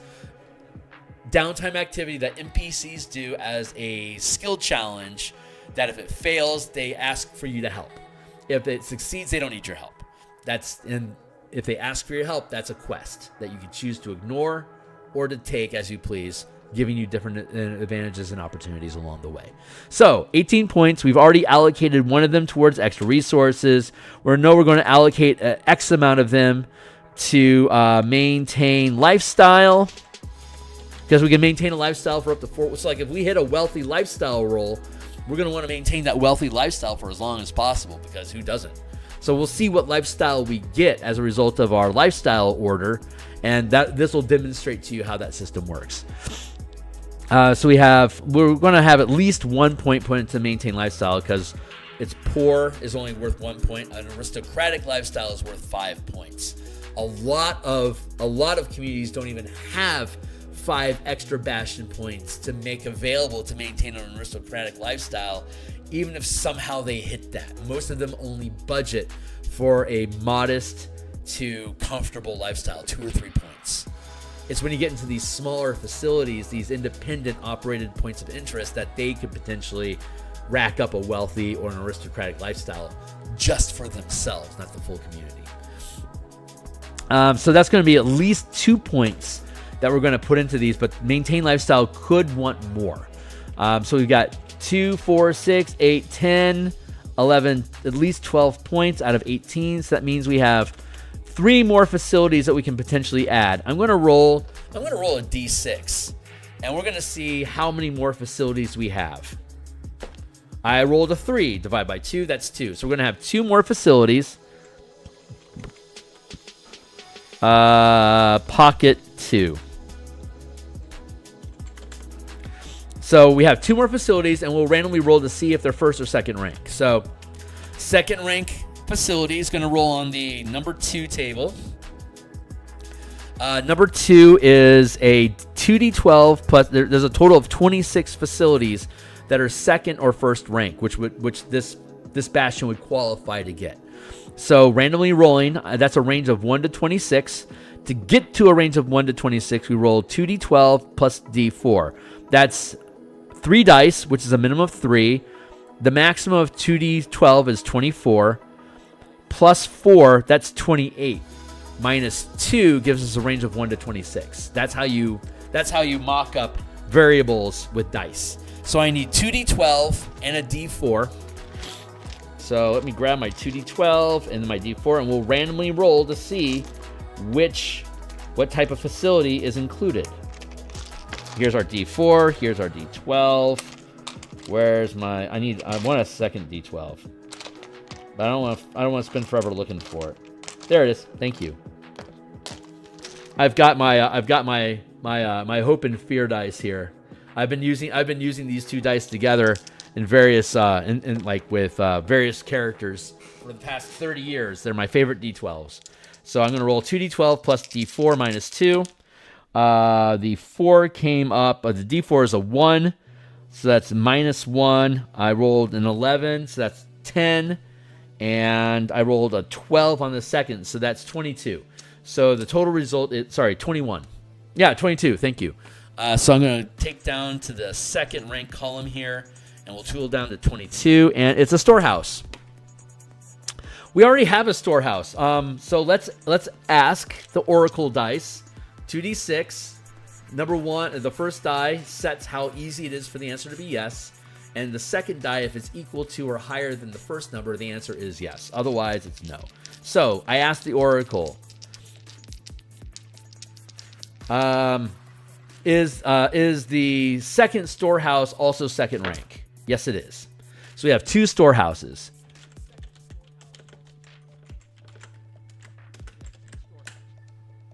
And we'll look up what a storehouse does. Do we have that because of the amount of iron ore that's being produced warrants 2 storehouses?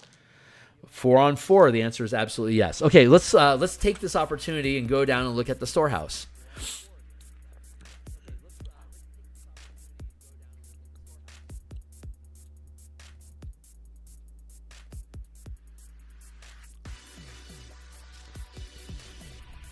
Storehouse. Facility benefits. When issuing a craft order to create non-magical items, you can roll an additional Bastion die equal to the rank of this facility. At second rank, it'd be a D6. So if we're crafting something, like making like a, I don't know, trebuchet or a ship or whatever, then we would roll 2 dice and keep the better results. And when issuing the harvest order to acquire any types of material, you can roll an additional Bastion die equal to the rank of this facility. So harvesting iron, the storehouse allows us to roll an additional die.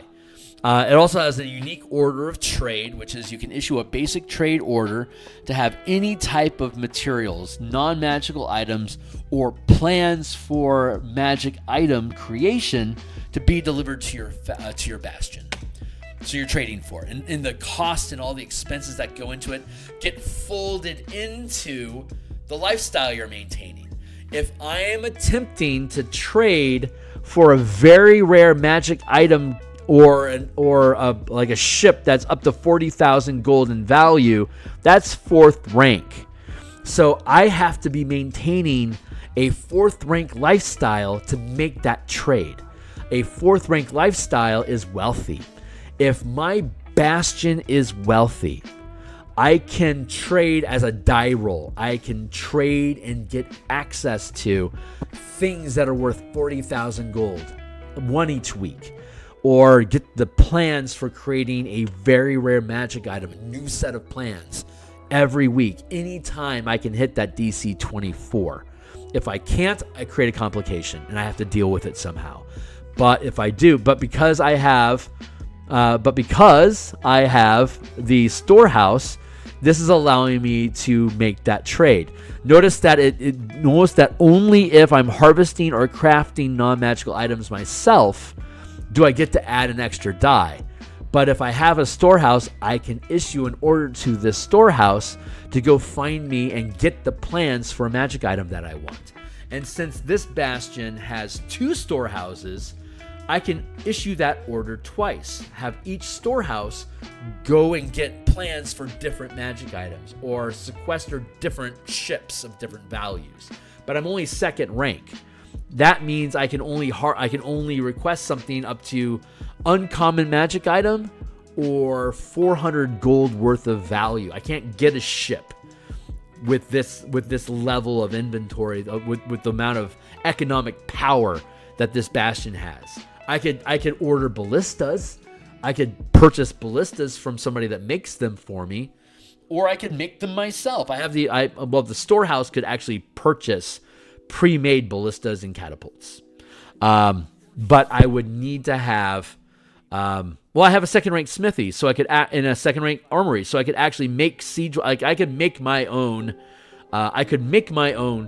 ballista, and I'd roll a d6 plus 2, and because the storehouse gives me an extra die, it'd be 2d6 plus 2. But instead of adding the 2 6-sided die together, I keep the best result, and then add that best result to 2. So it's like multiple advantages in my bonus die while I'm still just rolling the normal. While I'm just rolling the normal d20. Sometimes I get advantage on my d20 rolls, but that's separate from do I get multiple dice or not with my bastion. See how that works? It's a pretty elegant system. It works incredibly well. I've been running a campaign since February last year. We just hit this week will be our year anniversary. Actually tomorrow is our anniversary for the campaign. Holy shit, that's amazing. I think we actually started on the 17th last year, but I think we're scheduled to play tomorrow, so this will be our anniversary episode tomorrow. But we've been using a form of this campaign for an entire year, from characters level 1 to they're about 12th level right now. They're about to cross over into 4th rank. So this system works incredibly well. It's dialed in pretty good. We're just doing some test runs with it right now, just kicking the wheels, checking the fluids, making sure the brakes are working the way that we want before we build it into a book, and then publish it for other people to make their own Bastion campaigns from. So, laboratory came up, storehouse came up. Storehouse was randomly rolled. While we're here, let's look at the laboratory so you can see how that does.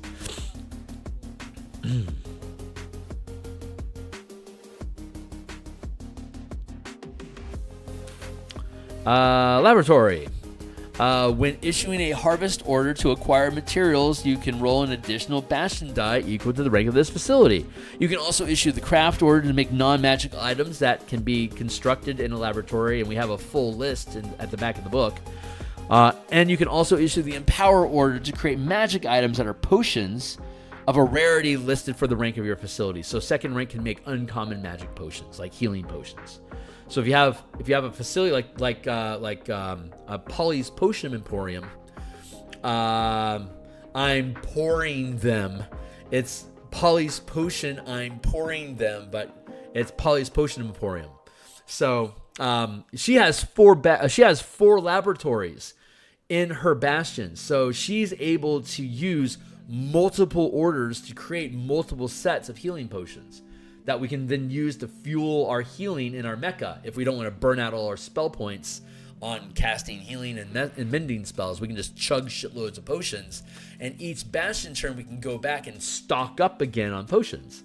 If we have a team of 4, there's basically a separate lab for each individual character to request their own types of juicer potions, whether they're healing potions, like ability boost potions, true strike potion advantages, who knows. Whatever they decide they want to build a potion from, they can, and that's how that's what they'll put in their hopper and their mecha while they're flying along. Just take sips of potions off the healing straw when they need it as a bonus action. So, but having said that, you get a harvest order. So now we have the normal harvest order. So what I would need to do is issue another order. I can do 2 extra orders, and that leaves me with only 1 point left here in my pocket of 2. So I'm going to still leave this, but that takes my pocket down to 1. But I can issue another order. Storehouse aids in iron harvesting. Now when they harvest iron, they're rolling 3 6-sided dice, keeping the best result, +2 + d20. Likely going to work really well because they have a ton of resources pouring in. That's reducing their pocket. They now have one more. They have one more facility. So let's roll again to see what that facility is, and then we'll look at what it does.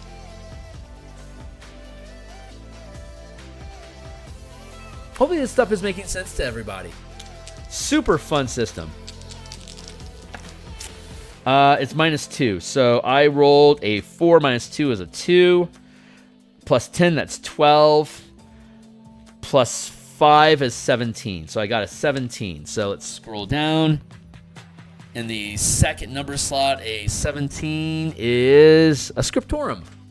Unexpected to see a Scriptorum. Is that Scriptorum first rank? Is it second rank? Okay. Had to double check. Scriptorum. It has a second rank Scriptorum for some crazy ass reason. Let's go take a look at what a Scriptorum does real quick. Scriptorum.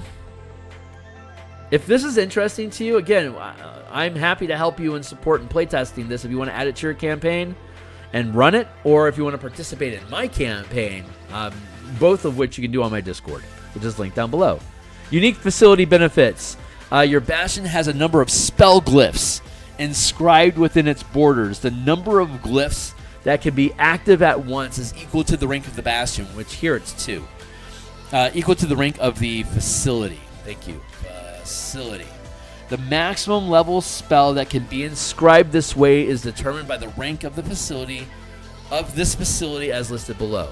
Once a spell glyph is used, it cannot be used again until the beginning of the next Bastion turn, or by expending a Bastion point to reset it. So a second rank, we can have up to 3rd level spells built into our spell glyph. Otherwise, it works exactly like the spell glyph spell, the glyph of warding spell. It's exactly the glyph of warding spell. As a second rank facility with 1 Scriptorum, we can have 2 active glyphs with up to 3rd. Like, it could be a fireball. Step on this glyph, a fireball goes off, and you are the center of that fireball, for instance. Or as first level, it could be an alarm spell. That when you step into this square, it's just a spell warding. It's just the glyph of warding spell. But your Bastion gets to cast it, and then if you're into mapping out your facilities, you can decide what are good defensive points that you would want to have that glyph. But that glyph could also be cure wounds, cast at 3rd level. So it gives you 6d8 hit points back. If you're using your Bastion as a combat facility, like say the Dwarven Citadel where the mecha are kept, if you wanted to, they could install a Scriptorum into their Dwarven Citadel and use it to carve runes into the stone, and then ensorcel them with magic that could be like a fabricate spell that repairs your mecha completely in one action. Or it could be like I was saying, a healing glyph, and it heals you for 68 damage. So if you're fighting a kaiju and you're getting your ass kicked, you can dip out for a round, go back to your hangar base, sweep through, hit your spell glyph along the way, get your heal magic, and then fly out the other side of the hangar bay and rejoin the battle. So you can circulate enemies. If you have a carrier ship, you can have glyphs like this set up to buff and ward your allies. Like you could have a cargo ship that is it's a smuggler ship, like the Millennium Falcon. It's a smuggling ship. You could have a Scriptorum installed into it, so it creates scribes that when you trigger this, it upcasts, so it hits your whole ship with a non-detect spell. So if you get caught on radar by like a patrol ship, you can pop the non-detect, and suddenly you'll disappear from their orrery sensors, and they can't find you anymore unless they can literally see you with their own eyes. But if you're like over 100 miles away, there's no way they're going to see you. So that'd be a really good reason for you to install a Scriptorum onto your spell jamming ship. Or if you're playing Descent into Avernus, to have a very small spell warding section on your Infernal War Machine that holds that spell rune that you've placed, for instance. But the problem is the higher rank you are, the larger the facility has to get. So it gets like you can only put low-level stuff on vehicles unless they're really big vehicles. Like the Dwarven Citadel is 500 feet square. It can house a 5th rank Scriptorum if the team can get up there. So that's what it does. It also has 2 orders. Like if you can see here, there's a pattern amongst all these things. They only do 3 things. They, like in this example for the Scriptorum, it gives you 1 unique facility benefit, these spell runes, and it has 2 orders that can be issued, and that's it. But like the Settlement, it has 2 facility benefits and can only be issued 1 order, which is the harvest action. Smithy, it has 1 facility benefits and 2 orders. A Spy Network has 2 facility benefits and 1 order. Stables has 1 benefit, 1 downtime activity your characters can use there, and it has 1 type of order they can issue. So there's a rotation. There's 3 types of benefits or like perks that a facility can provide, and so whatever the theme is, like the theater has 2 facility benefits and 1 downtime activity, but you can't issue any orders to the theater at all. That's not what it's for. So there's a wide variety of different ways, and every facility follows this format. So once you look at the building your own facilities section, it'll teach you how to separate these different types of orders, benefits, and downtime activities, and how to make them work together, and what like rules of engagement, do's and don'ts, guidance on building things. But once you do that, it's super easy. Like if you go look at my playlist at the new Warforged, the Forge of the Artificer book that Wizards recently put out on PDF. Or as a download book or an actual book. Anyway, it has a bunch of unique facilities. If you go look at the Forge of the Artificer Bastion conversion live stream that I did a couple weeks back, it's in the playlist. If you go look at that, it took me like maybe an hour or 2 to translate all of those new facilities into this system, because there's a formula and a process to build new balanced facilities. It was super fun. But it's very easy to do it, and you guys can go check that out. Or if anyone asks, ask me in my Discord, and I'll post it again for you guys specifically. But it's pretty easy to find. Just look up Forge of the Artificer Bastion on my stream. It'll be pretty easy to find it. Okay, so that's the stuff that we have. We have 1 more facility, right? Oh no, it's a Scriptorum. We just talked about that. Cool. So we have a Scriptorum. So that's 2, 4, 6, 8, 10, 12, 14 points out of 18. 2 have gone into extra orders already. Laboratory and Storehouse, helping the community roll more dice to have effective iron harvesting, which makes sense because this is, after all, a mining refinery. That's what it would do. It's doing what it's supposed to do. Well done.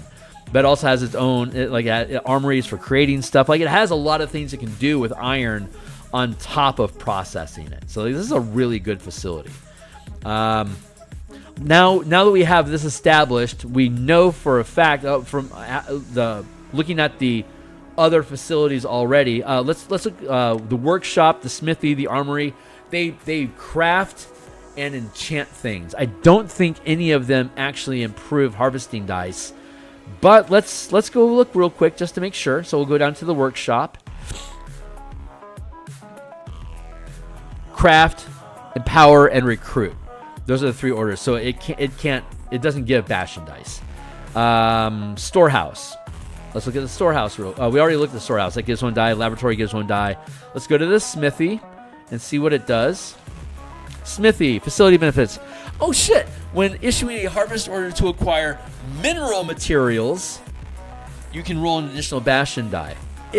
But I'm not actually harvesting materials if it was the community that had a smithy, and Redstone does not have a smithy. If Redstone had a smithy, it would automatically get the benefit of that die. But because the smithy is in a private point of interest bastion, the mining refire specifically, the mining iron has to give that order, has to issue that order separately. So actually, I don't need you to harvest iron, to be perfectly honest, because the community is going to be harvesting iron. I could harvest iron on top of it, but it's going to be minuscule compared to what the entire community can do. So that's not appropriate. What I can actually do is we'll do storehouse, aids, and iron harvesting. And then we issue another order, smithy, aids, and iron harvesting. And then we issued an additional order.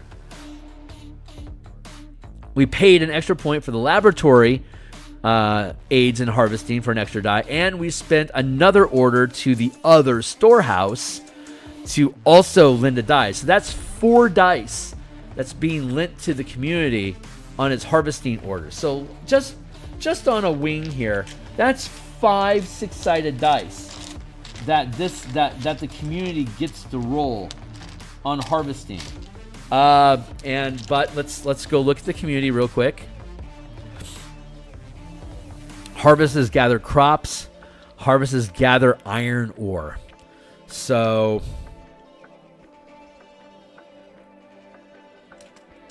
plus D6 harvest mineral. Plus D6 harvest anything. Plus D6 harvest anything. Plus D6 harvest anything. So one of them has to be mineral, which is the smithy. And we have other things. We could have the storehouse iron, but we also have a storehouse we can go for plant crops, crop harvesting. And so we'll do iron. Laboratory. Let's have the laboratory help with iron. Let's have both storehouses help with crops, because we're at disadvantage on crop rolls right now. We really need the extra bastion dice to get as much advantage as we can right now as possible. All right, so we get no advantages. Hold on, we looked at the smithy. We looked at the workshop, which doesn't help at all. Let's look at the armory real quick, just for satisfying our curiosity. I don't think it matters, but since you guys are all new here, welcome to the mix. Let's go look at it. Armory. When issuing a defend order to protect the bastion from attack, you can roll an additional bastion die. That makes sense. And then crafting and empowering order, of course. That's plus D6 defense. And Scriptorum doesn't have any dice. Bop, there. Doesn't add any dice. Workshop doesn't add any dice. Bop. There we go. Okay, so that's set. So our harvest roll is going to roll 3 dice, and our iron harvesting has a total of 3 dice. We only issued 1 order to the community to harvest iron, and only one order issued to harvest crops. That's appropriate.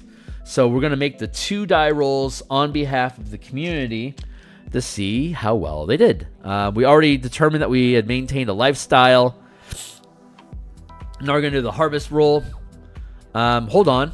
Before I make that harvest roll, we figured out our mining refinery, but we still have a grain plantation to create, which could also really ramp up the die results for our food crops. So I'm going to hold off on the mining refinery, and I might switch some of these orders around. I might have these storehouses help out with iron if the plantation has everything resolved. So for now, let's just go ahead and leave these be. We have a pocket of 1 point, and we have at least 1 point available to maintain a lifestyle. We have nothing that's going to give us a bonus on maintaining a lifestyle. So let's go ahead and set it. It's going to be a D20 plus 2 plus D6. You cannot spend Bastion points to reroll, because you want complications to arise. And if you can spend your way out of a bad result, you're basically spending Bastion points to avoid adventure seeds. And the whole point of the Bastion campaign is to create adventures that your characters can choose to ignore or engage with, and change the course of the campaign as a result of it. So we don't want die rolls to re-roll dice. We want options that increase our odds of success but don't allow us to re-roll. So, having said that, D20 plus D6 plus D2 plus 2. I rolled a 2 on my D6. I get a plus 2 bonus, that's plus 4, and I rolled a 3. That's a total of 7. Right. So I'm not maintaining any orders this turn. I have a pocket of 2 points. I don't want to maintain that lifestyle because that lifestyle is wretched. I'm sorry, it's squalid. There's poor, modest, comfortable, wealthy, aristocratic. 1 to 5, DC 10, 15, 20, 25, 30. If I roll less than a 10, I roll 5 to 9, it's wretched. And if I roll 0 to 4, if 0 to 4 is wretched, 5 to 9 is squalid. Squalid is a death. I've basically just failed a death save for my community, which is appropriate because all their crops are dying because of the cold snap. Squalid. That automatically triggers a complication. Whenever you roll squalid or wretched, you automatically have a complication. So let's go look at our complications. Just, for fun. Scrolling down to the events and complications. Armies and sieges and sabotage. What time is it? Oh, it's 8 o'clock. Yeah, we're doing great. Siege and sabotage. No, we're not doing sieges and sabotage right now. Plundering, recovering points, repair, sabotage is different. Bastion events and complications. So each week, a community will have an event, and that's just a raw D20. Higher is better, lower is worse. So I'm going to just roll a D20 to set the event sets the framework for all of your complications. So when I roll a D20 and I get a, Jesus Christ, I rolled a 1. Okay, so 1. Under attack. If it's an army, rivals ambush the army. If it's a bastion itself, hirelings assassinated, or a facility is wrecked, and it permanently damages the bastion. If it's a settlement, no, it's just the bastion. The bastion was rolling a lifestyle check. So the event for the bastion is hirelings assassinated, or a facility is wrecked. Deal 2 bastion dice of damage. Jesus Christ. 2 bastion dice of damage as a siege. Okay, So I'm going to roll 2 Bastion dice, and at second rank Bastion it's a D6. So I'm going to roll 2d6, and that's how much damage this Bastion is taken that needs to be repaired. I rolled an 8, so it has 18 Bastion points normally. Hold on. Redstone.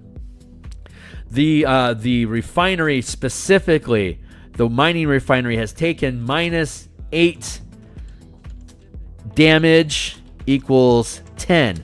So I have 10 points.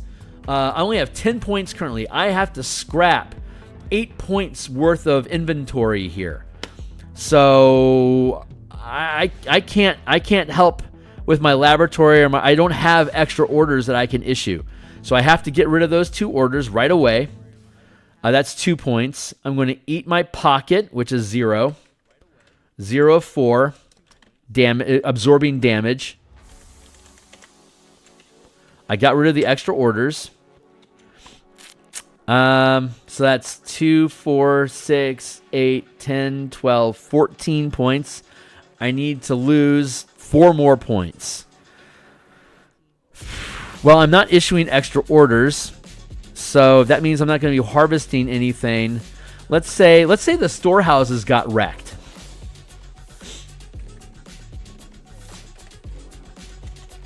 So I took 8 points of damage due to sabotage. That was the event that this Bastion is facing. It got attacked. And hirelings are assassinated, or facilities are wrecked. It says as a siege, which means that the defender gets to decide how the dice are lost. If it's a sabotage, the attacker chooses. Like if I was sabotaging this place, and I dealt 8 points of damage as an attacker, I would then get a list of your menu. I would see all the things that your Bastion point is being spent on, and I would get to cherry pick which facilities, orders, and additional efforts I get to destroy as a result of my sabotage. But since this is listed as siege, that means that I take 8 points of damage, and I can, as the owner of the facility, as the owner and the controller of the Bastion, I get to choose what I lose. That's just the difference between sieges and sabotage. Subtle, but the intent is there, and the narrative is very different.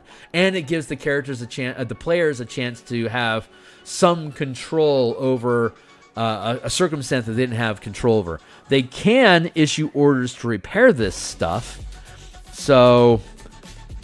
but not this turn, because this is the stuff that they were already using their orders for when they got attacked.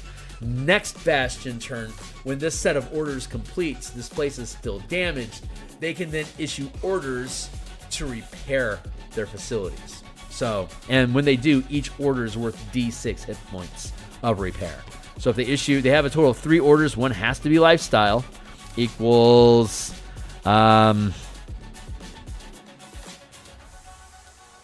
poor resources. And complication. So on top of us having the under attack Bastion results, this is going to frame where this lifestyle complication came from. And isn't it kind of obvious? We can't maintain a lifestyle. We have no extra points left in our tank to spare us, and we've lost all of our inventory in our storehouses. We got wrecked. That explains why we have a squalid lifestyle right now, doesn't it? Now, let's look at the complication that goes along with it. Now that we have the theme, we can now go down to our complications table.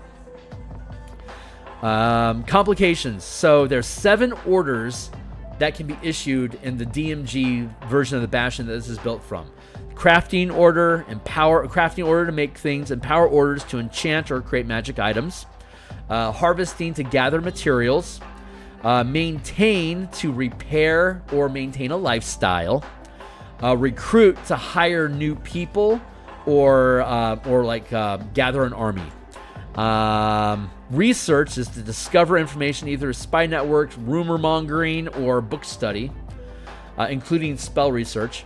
and magic item formula research. And then there's the trade order, which is get materials, prefabricated materials already built for you, or get raw materials that you don't have to harvest yourself. That's what the trade order does. So there's 7 orders.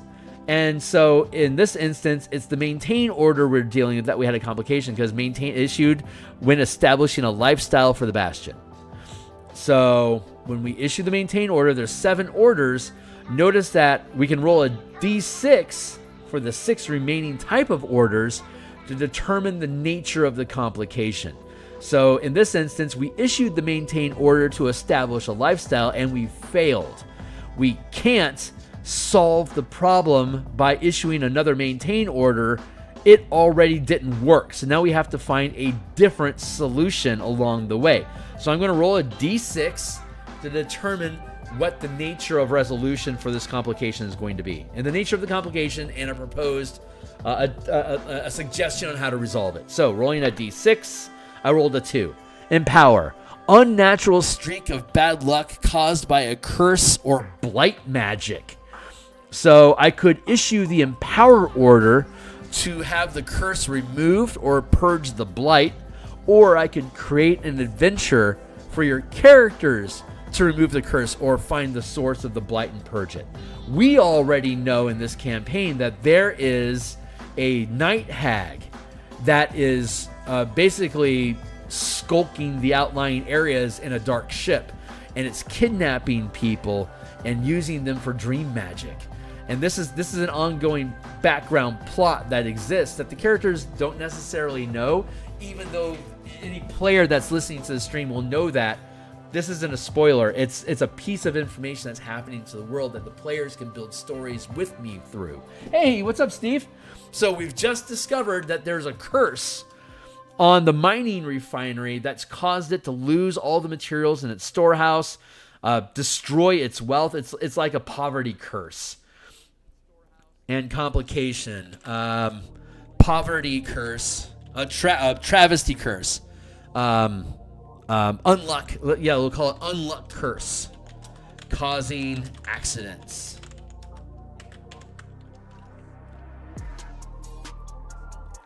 Let's scroll down here, shan't we?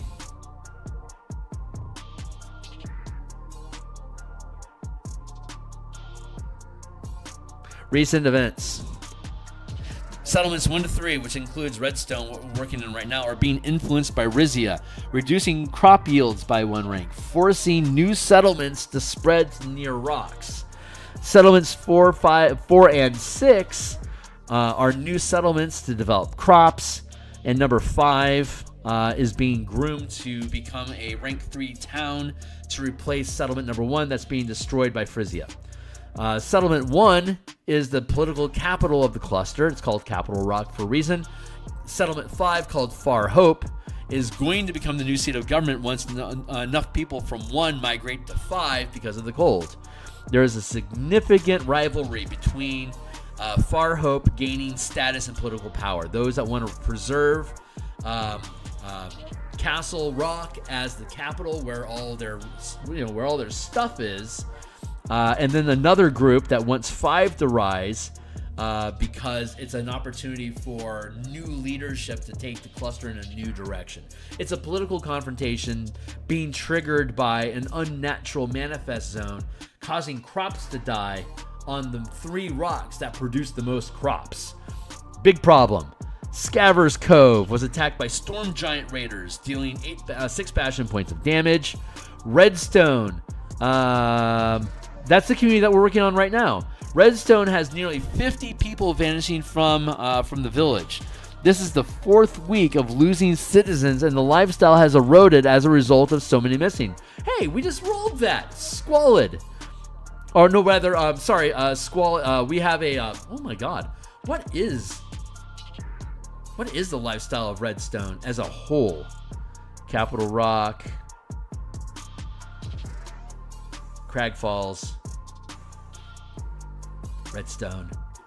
Redstone is comfortable.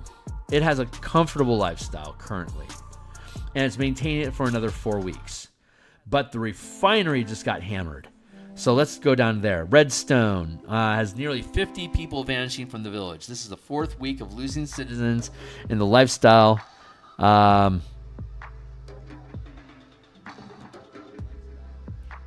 That's not a problem.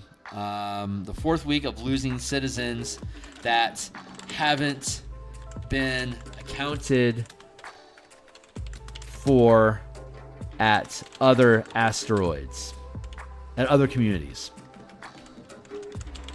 DM notes: the Illithid is the pirate commander, mentally enslaving the captains of its fleet. The pirates have begun warring with the Unseelie Court. Oh, these are other things. Still inside Redstone. Random combat stuff, encounters, Kraken, Beholder ship, Illithid captain, ice elementals, School of Massive Jellyfish. That's it. Okay, cool. So I was talking about the Night Hag, but it doesn't look like I actually have any notes about the Night Hag in here currently.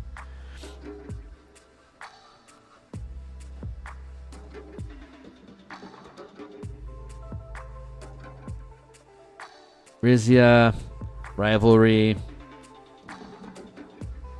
Seeds of Power. DM, a Night Hag has began poaching families from the community. She recently commissioned the sabotage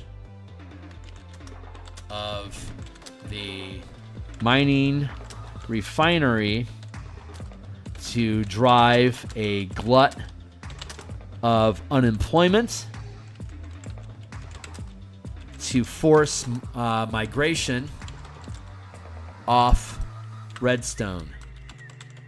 She can then intercept and steal them away without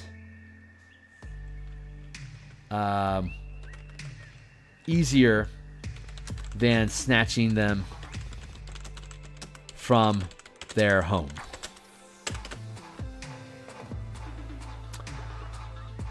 Illithid. This is kind of a half thought. Illithid threat.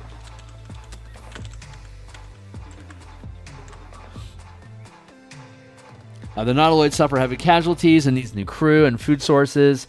We know there's a Night Hag dream stealing 7 people per week. Sorry, it'd be 12 people per week, delivering them to a wounded Illithid Nautiloid in the Lazar territory. So this is how the Night Hag is working. Illithid thread, DM a Night Hag. C, Redstone. So the Hag is stealing people from Redstone to give to the Illithid. The way that she's creating havoc and missing people more easily is by by sabotaging the refinery and preventing it from being able to produce until it's repaired. There's already a cold snap. It's already a squalid lifestyle. That's enough for people to want to leave and go find better opportunities. Once they start packing up and heading out, they become easy prey for the Night Hag to snatch up and then deliver to the Illithid Nautiloid ship that's currently in the Poison Sea, hiding away from sentient creatures that would be poisoned by this. It needs enough life force to feed and repair its ship. So it needs more people to consume so that the ship can repair itself. So the Night Hag is facilitating the Illithid Nautiloid, and she's getting some sort of goodness out of it. Illithids do a lot of psychic stuff. She may very well be getting like a really powered up magic through the Elder Brain that controls the Nautiloid ship. It might be working with the Night Hag to super juice magics, or who knows, whatever. The Night Hag might actually have ties to the Unseelie Court that's currently at war with the Lazar pirates. We don't know enough about the Night Hag, the Illithid, the Lazar pirates, and the Unseelie Court to know exactly what's going on there. But we certainly have some really cool nuggets here that can be developed into cool shit. Anytime the character takes an interest in any of these things, they'll start discovering this information just because they're characters. But what they want to do with all this information, that becomes the adventure. I don't care what they decide to do with it, because whatever they decide to do is going to cause me as a DM to update it. My game as a DM is to take all of this and see what the players do. How does that impact the things that are happening? And how is that creating a narrative that the characters are going to turn a corner at one point and see something fucking crazy going on and realize there's all this shit that's going on that they didn't know about because they were over there dealing with some shit and not paying attention to what's over here. And that makes them look for more things. That is a great that is a fun way to build a campaign. It makes them feel like at the same time that their characters are insignificant to the giant world around them. And at the same time, the decisions that they make and the things that they want to pursue unravels all sorts of crazy crap that could affect the whole of everything.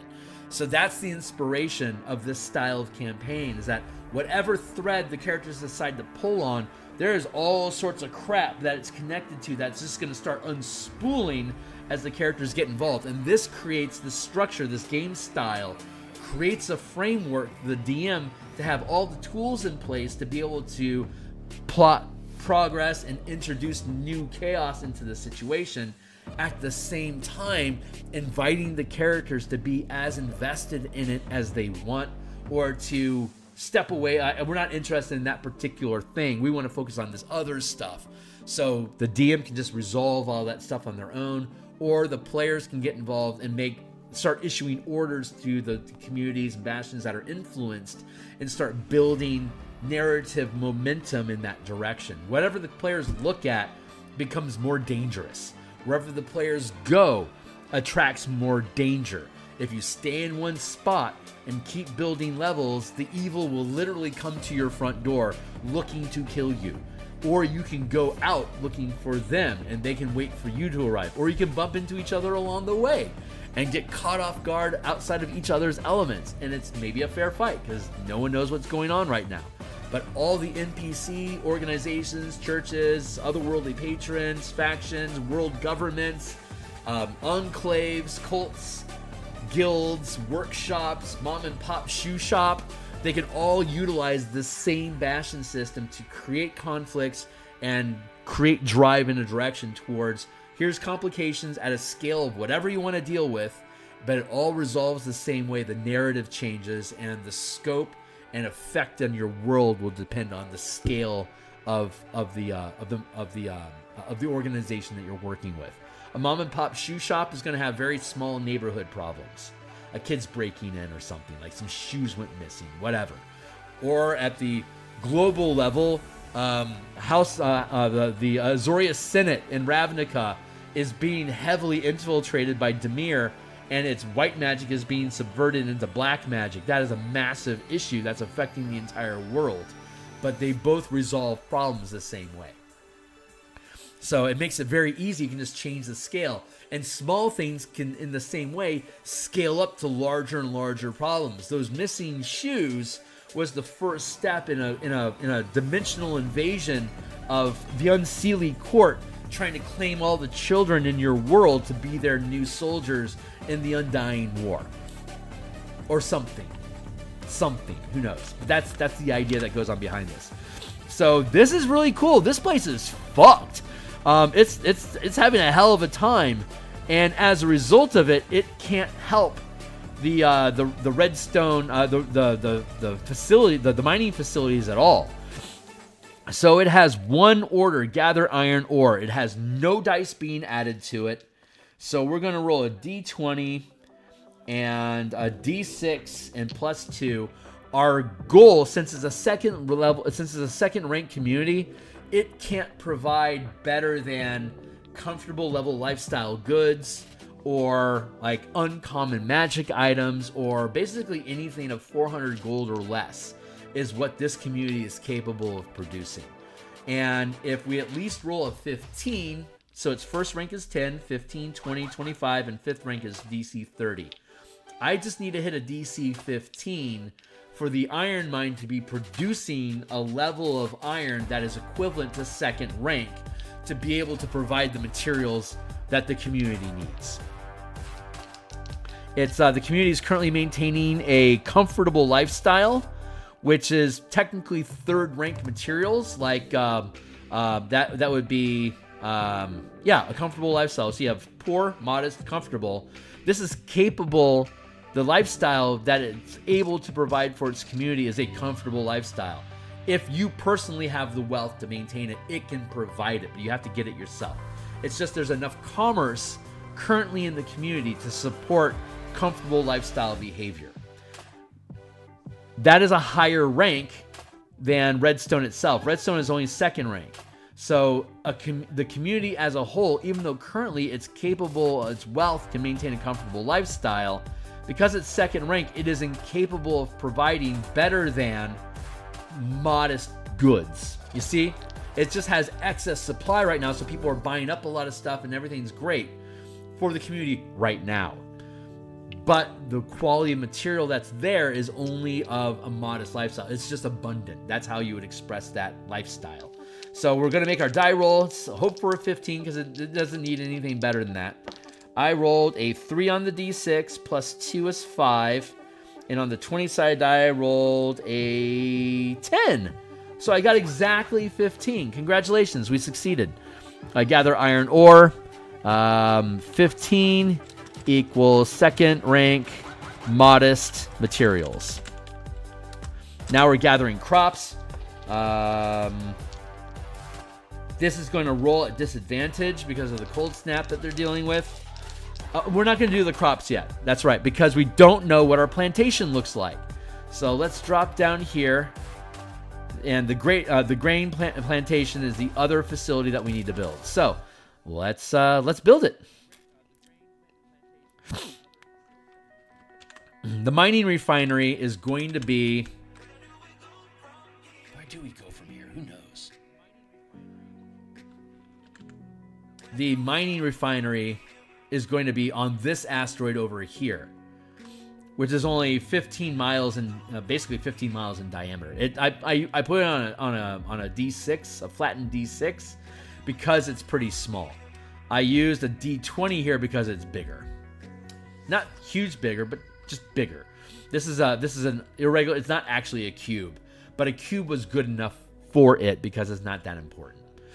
But yeah, the refinery is over on the second asteroid. So mining refinery, iron,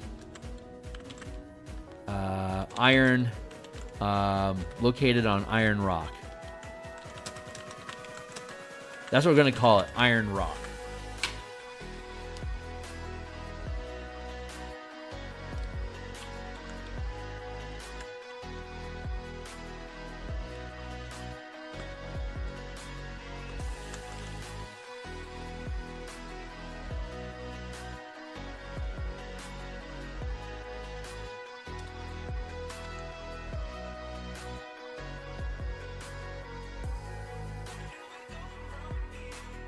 So this rock, this asteroid is called Redstone, and this one is called Iron Rock.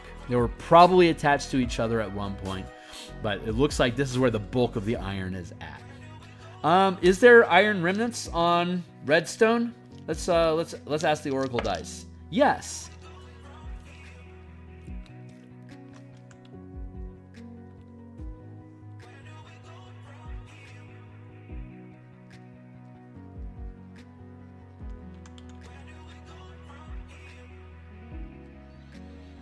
Yes, there's iron, but the cold over in the North Pole area is too much. It's uncomfortable. It was easier to actually just fly over to Iron Rock and set up refinery there. They could always pull back in and work Redstone if they need to, but currently it's more convenient for them to set up operations on Iron Rock than to handle the iron on Redstone. But there is an iron mine over here, so that's potentially could be tapped in the future if we want. So this is how Iron Rock is facing up. So the plantation is going to be is going to be located here.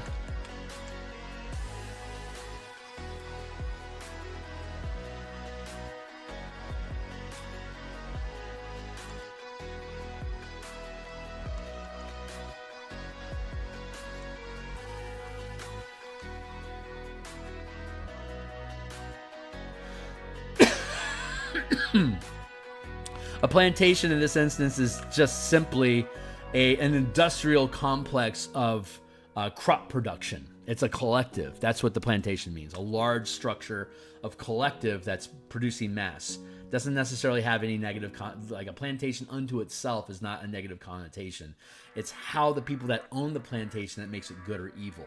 In this case, it is a group social collective that they're all benefiting to help the whole totality of the community that they are themselves, the farmers, are a part of. That everyone's on an equal, open, capitalist, pseudo-fief, feudal society sort of vague European, medieval fantasy setting sort of thing. I'm just using the word plantation to represent the combined collective of all of these grain harvesters working together for production. And the plantation is basically like a refinery for the grain moving in. So if there's a better name out there, I'll take it. But plantation seemed to be the right one. I was just thinking that's kind of a historically charged world in America. Iron. But it's not intended. I'm not meaning for it to carry that allocation. So I'll eventually change it. But for now, the industrial level of it feels appropriate for what it's trying to accomplish. That's why I use that terminology. But yeah, be welcome to comment below if there's a different word that you think would be more appropriate. I am open to it. So that's how our community is set up currently. Let's build the grain plantation. It's a second rank, so it's going to have anywhere from 11 to 20 points. And so, let's roll a D10 and add 10 and see what we get. I rolled a 9. So grain plantation has 19 BP. 19 BP.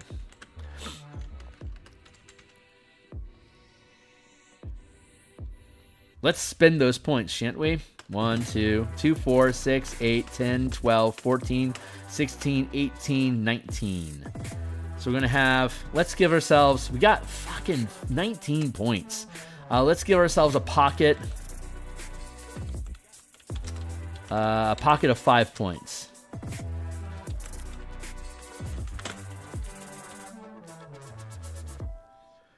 So grain plantation, we know we're going to want to have a garden automatically because gardening goes along with plant production, vegetation production. Storehouse, we definitely want to have a storehouse because that also gives us a die roll to plant material production. A laboratory also gives us plant material production. We're not high enough rank for a greenhouse, so we can't have that. So that's 3 facilities right off the base that we know that we want. From here in, we can go. We can roll the random die for flavor. So that's 6 out of 19 points going towards actual grain production. So that's meeting that need. That's 1 die, 2 die, 3 dice that we get to add to our grain production if these guys lend those orders. So assuming that they will lend those 3 extra, we have 1 point. Let's go with a pocket of 4, and then 1 extra order. Help harvest grain. Laboratory, help harvest grain. Garden, help harvest grain. D6.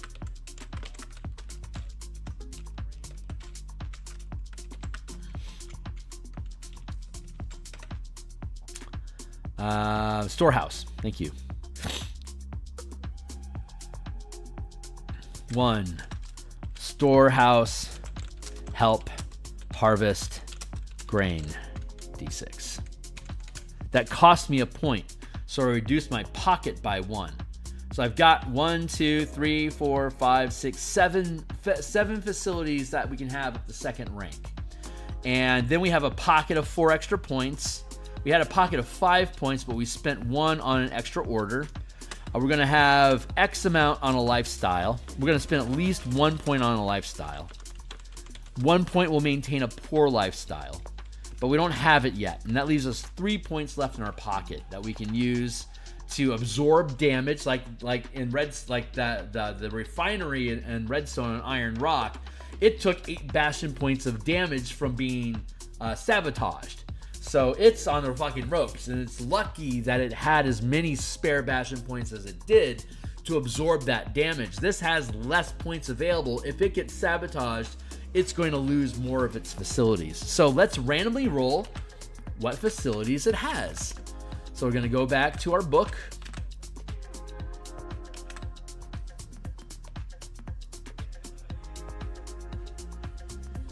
Let's swap these because I'm using the wrong folder. There we go. And let's go down here into Bastions. Let's go back up to our list of Bastions. Second rank. It's got 26 potential options, 2d12 plus d4 minus 2. So let's go ahead and roll again and see how we come out. That is 3 points minus 2 is 1 point off the d4. 5 on the d12 is 6. 9 on the d12 is 15. So looking at the second rank column, a 15 is a sacristy.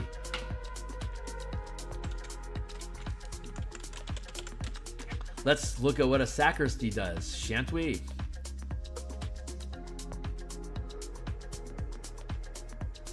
Yeah, we'll jump in here. Scroll up.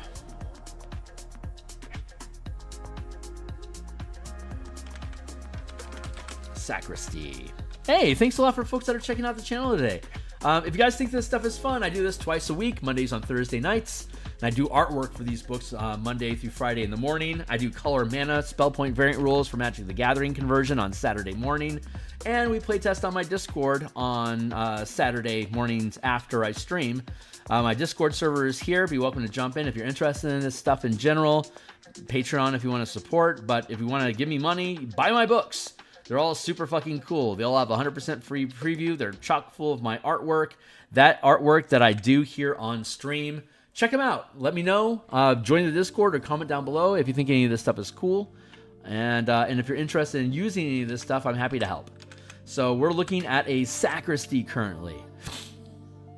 We've been building this. We built this Bastion campaign over about 1.5 years on stream here.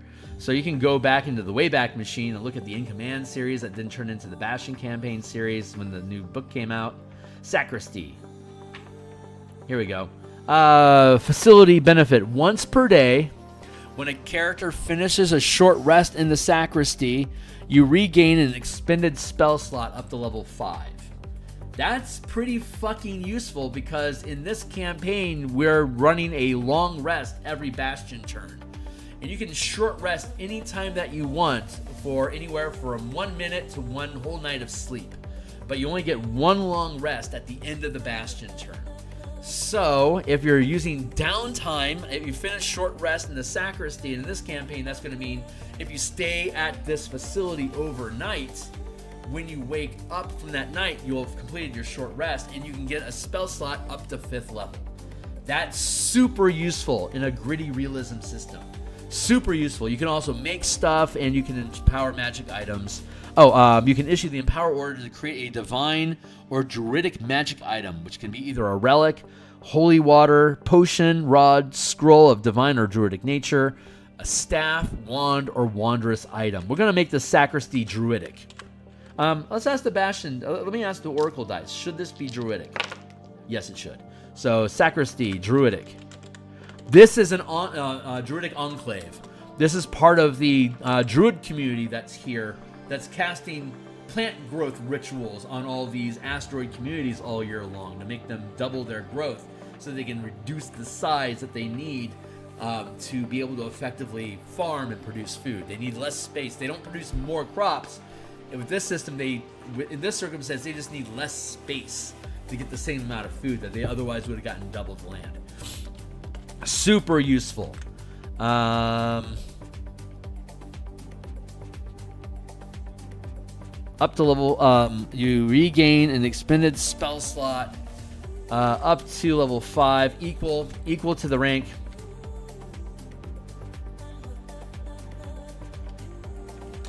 Equal to the rank of this facility, up to level 5 at 5th rank. Period. Hey, what's up? Hey, Dev. It's good to see you, my guy. We're building asteroid communities. So here's our map of Redstone. It's a 60-mile diameter. It's a 40-mile diameter rock. So each square is 5 miles, and it has a binary orbit with iron rock. Iron rock is basically a giant brick of iron that they're mining, and redstone is where all the crops and most of the crops and food are at. They have like some goat farms and stuff on here, but this is craggy territory. So for the most part, this is all. I'm sorry. This is all food community stuff is here. Crag rock. This is all the mining operations that are extracting ore from different points on the asteroid.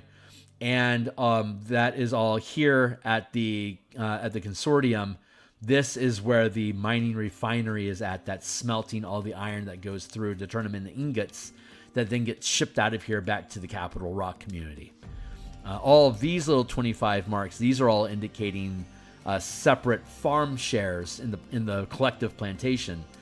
And these are representing different mining shafts that are currently under operation, operating underneath the Iron Refinery Collective. Hey, what's up? No problem, man. I'm glad. Yeah, we're building asteroid communities, and we're using the Bastion Campaign system to build the community, and then unique points of interest inside of those communities. So we're just basically rolling random dice and seeing what they mean and how that affects them and how that folds into the larger narrative. We're creating this grain plantation that's like the central refining hub for all the grain that's coming in from the individual farms. So we had to add a garden, which is representing basically a larger collective idea of farmland. That's what the garden kind of represents at the community level. Miles and miles of fields.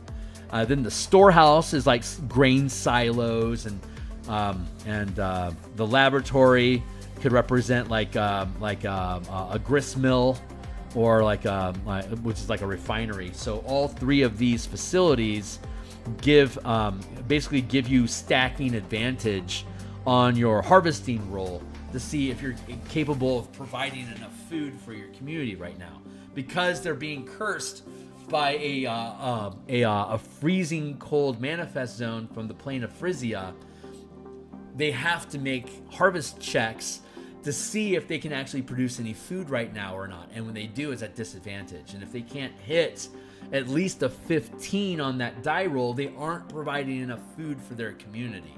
On top of that, other asteroids that are also inside the cold snap. Here, I'll show you. Conceal this for a moment, and then here's our communities. So there's 6 major communities. Capital Rock is number 1. Farhope is probably going to become the new capital. Scaver Cove, I forget the name of this one. Crag Falls is number 2. Number 3 that we're working on right now is Redstone, and again, Capital Rock. This is the Frisia Manifest Zone. Inside, and each square is 500 miles. So you can see this lighter circle that these 3 communities are inside of right now. This is winter condition. So it's freezing crops and it's killing them. The druids are struggling with their magic to try to keep the crops alive because the Frisia zone is unnatural. The druids are fine with trying to correct the unnatural curse of the cold manifest zone. So inside this band, it's winter weather. Inside this band, it deals cold damage each round, but ice elementals are immune to it. Of course, there's a colony of ice elemental creatures inside the Frisia zone, because that's what happens when the moon comes by and it's full and it gouts a manifest zone in your neighborhood. Monsters pour out from that plane and inhabit that manifest zone. And the manifest zone could dry up and the creatures could die because the conditions become bad, or they may successfully colonize some asteroids in the area that's sustainable for them and continue. These ice elementals are at risk of melting if this manifest zone crashes. This community would love for that manifest zone to crash, because then their crops will stop dying. The problem is that the manifest zone is still growing. If it continues to grow, we have to leave these asteroids because the deadly rime will become so cold that it kills you in your sleep. So you have to leave this place. That's going to force a migration. But by the time this area becomes deadly, these areas are going to fall into winter. This is a massive threat to the community. Maybe the characters can find a way to fix it. Maybe they have other priorities. The Capital Rock is already sending scouts into the Frisia zone to try to discover what's going on there, but they haven't come back yet. We're still waiting on a report from them. The characters have other stuff to do while this is going on, but they're well aware of this cold snap issue that's going on. It's not surprising if they would anticipate that at some point they're going to have to take their ship into the manifest zone and take modifications on their mecha and their ship to resist the cold, so that while they're in their ships they won't take cold damage. But if they have to get out of their ships because they're destroyed, they will freeze to death in short order. So it's an added level of threat while they move, and there's so much ice crystal that's accumulated that they can't move as fast as they normally would. So traveling in the manifest zone, it's like you have speed reduction, as though you were hit with a ray of frost, right? So that's some of the problems that these guys are dealing with right now. So right now we're fleshing out what granted this plantation is here on rock number 3, Crag Falls. Redstone, and the crops here are in severe risk of being destroyed. So that's just an ongoing threat in the community right now. That might not necessarily be what the characters are interested in. It's just background noise of social, economic, geopolitical issues that can act as a background for things cascading into trouble when things go sideways on the characters like they always do. So having said that, let's get back to work. So we have 3 more facilities that we can install. Let's ask the dice. Are there 3 more facilities? Yes, there are. Okay, great. So let's roll them up.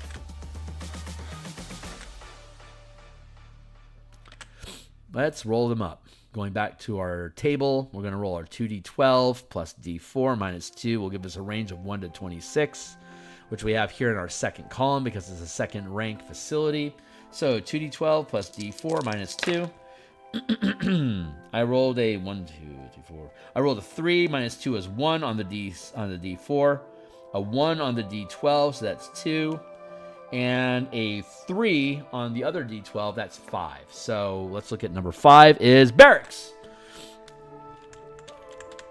Barracks. Is that barracks first or second rank? Is it second rank? Yes, it is. So a first rank barracks can have up to 10 soldiers. A second rank barracks can have up to 100 soldiers. A third rank barrack can have up to 1,000 soldiers. A fourth rank barracks can have up to 10,000 soldiers. And at 5th rank and beyond, you can stack up multiple stacks of 10. But they're basically just like a 5th rank barracks can have multiple barracks inside of it. So each 4th rank barracks is 10,000. A 5th rank barracks can maintain multiple 10k legions inside of its army. So this is second rank, so this barracks can have up to 100 soldiers that are part of the plantation, which means, let's see, does that mean, I'm going to roll some oracle dice here to ask yes or no questions. Is there some sort of indigenous life here that's dangerous to crop farming? Yes. Is it a boulette? Does this place have a boulette problem? No. God damn it. I want it to be a boulette problem. Is it an inkeg problem? It's an inkeg problem. Ooh, that's fun. Barracks. Inkeg hunters. Oh my god. It's a cold snap. Ankeg love cold snaps. This place is having a problem with Ankegs hatching, aren't they? Oh. Okay, new complication for Redstone. Let's scroll down here to Redstone. But not necessarily a complication, but a source of trouble. Cold snap is DM. Cold snap is awakening, hibernating Ankegs that are hatching and arising in the grain fields. What a neat threat. See how all this shit gets triggered? So that's so now we have an Ankeg problem. If the characters want to get out of their mecha and go fight Ankeg grubs in underground tunnels, then grab a torch and throw on your plate mail. Let's go tear into them. Again, all scales of adventure are available with this system. And hunting Ankegs might be maybe like a 3-hour mini one shot. And maybe like while they're digging through there, like maybe they'll find some sort of crazy underground Kyber network that leads to like demonic bugs being brewed up that are plotting against the community, or some sort of crazy chud activity, or like crab people. Who knows? We don't know, but these options exist, so it's pretty fucking cool. We're not in Far Hope. Redstone. Thank you. Ankeg hunters. That's what the barracks is. 100. You have 100 troops that are actively hunting Ankegs because there's such a problem in the community right now. All right. Next, 2d12 plus d8 plus d4 minus 2 equals 3 minus 2 is 1 on the d4 plus 4 on the d12. That's a 5. Plus 12 on the other d12, that's 17. So, I think we rolled 17 earlier. 17, Scriptorum. Another Scriptorum. How about that?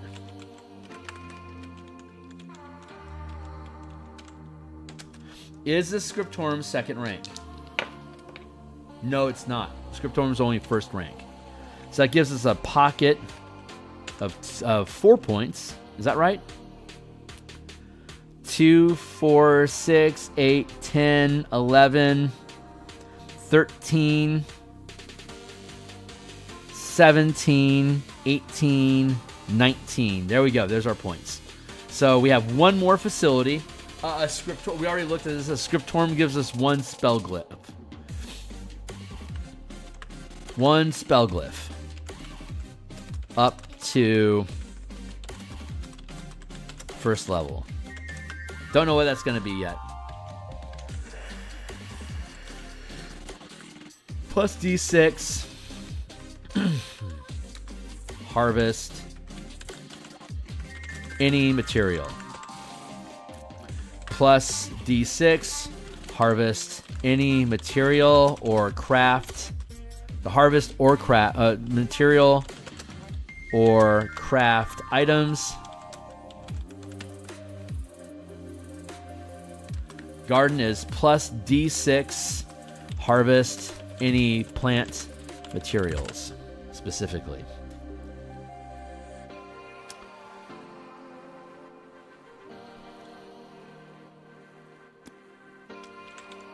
Oh, you already have the garden helping. And we have one extra issue being, one extra order being issued with a bastion point here for the storehouse. That's right. Help harvest grain is an extra D6. So for us to harvest grain, we're currently rolling 4 6-sided die, keeping the best result plus 2 on top of our D20. But we have one more facility to ascertain. So 2d12 plus d4 minus 2 equals...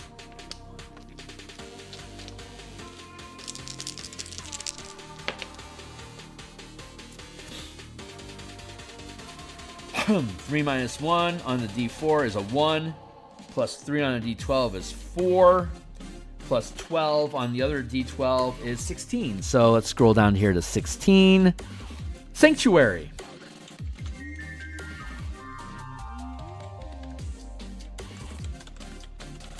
Is the Sanctuary second rank?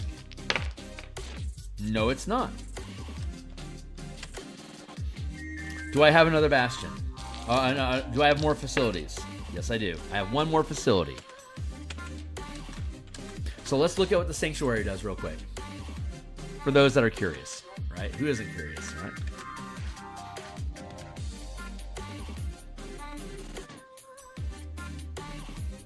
Sanctuary, there it is. Downtime activity. If your characters spend downtime activity here, and in this campaign, you automatically get one downtime activity each Bastion turn, because you're going to be doing a whole bunch of shit, like multiple little one-shot adventures to resolve complications and stuff, like fighting Ankegs, hunting night hags, chasing off kaiju, blah, blah, blah. Nature's Blessing. A character that spends a Bastion turn of downtime activity using this facility gains the benefit of a druidic charm. And and again, the rank of that's a standardized that's a standard downtime activity. Getting a charm or a blessing of some sort. And the rank of the facility, first rank is cantrip or first level, second rank, third rank, fourth rank, fifth rank. 0, 1, 2, 3, 4, 5, 6, 7, and then at 5th rank, it could be an 8th or 9th level spell, or you could research an 8th or 9th level spell, blah, blah, blah. Create non-magical stuff and empower to create druidic magic items. Sanctuary is druidic, that's right. Druidic charm.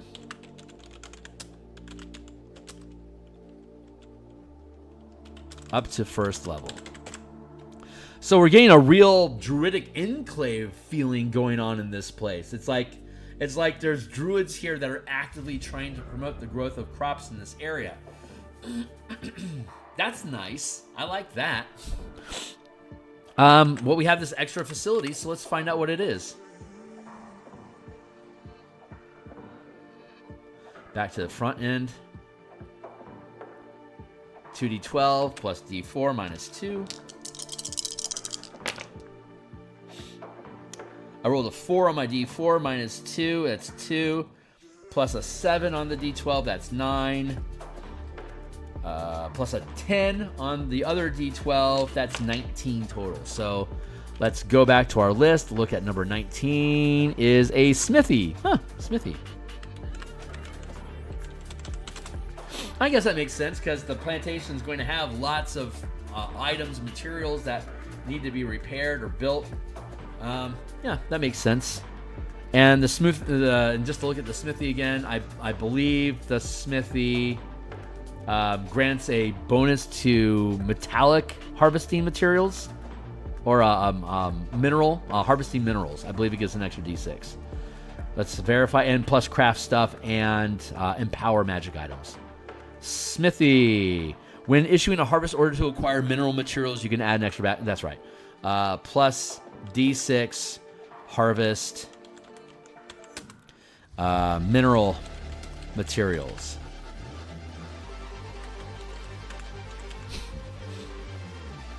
And it's not doing anything specifically right now, but it's good for repairing if we need to repair. That's actually important. So I'm glad to see it. Pocket of 4 points. Okay, so we have nothing here that's going to improve. Let's go look at the garden just to make sure, but I don't think the garden improves lifestyle die rolls. But let's verify. When issuing a harvest order to acquire plant materials, when crafting plant items and harvest, you can issue the harvest order to gather plant materials for crafting items.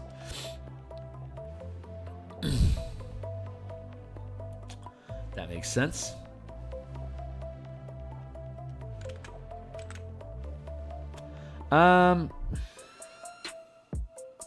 That's actually a great question. Hold on.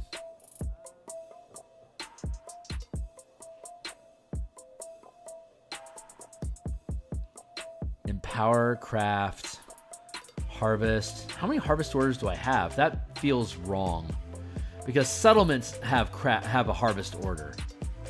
So what are we doing with that? We have a harvest order for, let's look for it.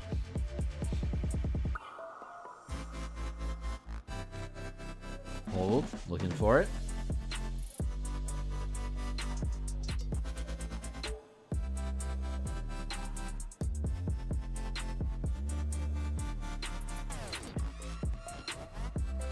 Hold on.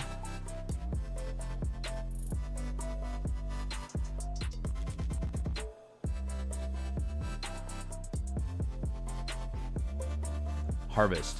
You can issue the harvest order to acquire animal, mineral, or plant materials for crafting and empowering items of a rarity or value equal to the rank of this facility.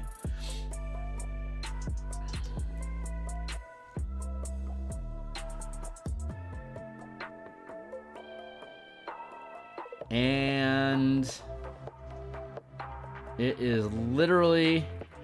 Yep, it is the only, and the garden is the only facility. I forgot to change it. So the harvesting, so that harvest order is no longer relevant for the garden because we switched all harvesting to communities specifically, unless it's a unique order. Harvest.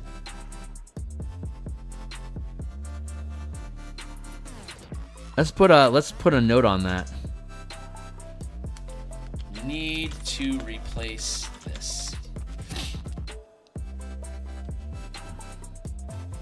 Craft item to make non-magical items. The greenhouse can make magical items. It's 3rd rank though.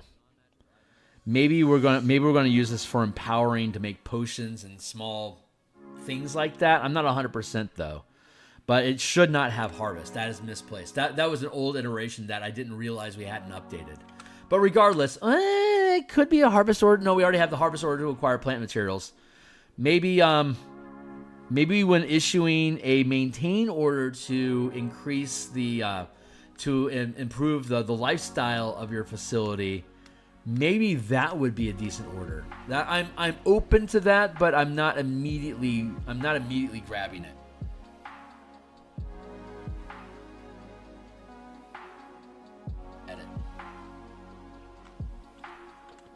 Possibly replace with facility benefits to plus die for maintain lifestyle? Question mark.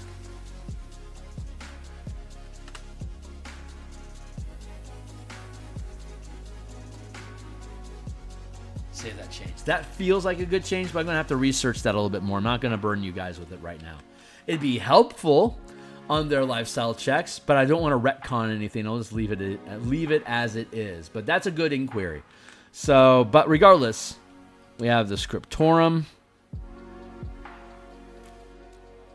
No, that was the mining refinery. 2 spell glyphs. Up to 3rd level. The smithy, it does nothing. Helps harvest minerals, but we're not doing that. Okay, so we don't have anything currently. The garden may end up... Excuse me. May end up adding a die to our maintain lifestyle die roll. But for now, let's leave it be. We haven't figured out our lifestyle yet, the level of lifestyle that we can maintain right now. So let's find out. We already issued the extra order to the storehouse to help with the harvest grain. Lots of harvesting grain options. But first, let's maintain our lifestyle. So I'm going to roll a d20 plus d6 because we're 2nd rank. We get a d6 proficiency die. And plus 2 because we're 2nd rank. So d20 plus d6 plus 2. I want to get at least a 10, preferably at least a 15 or better. And I got a 3 plus 2 is 5. Fuck, I rolled a 2.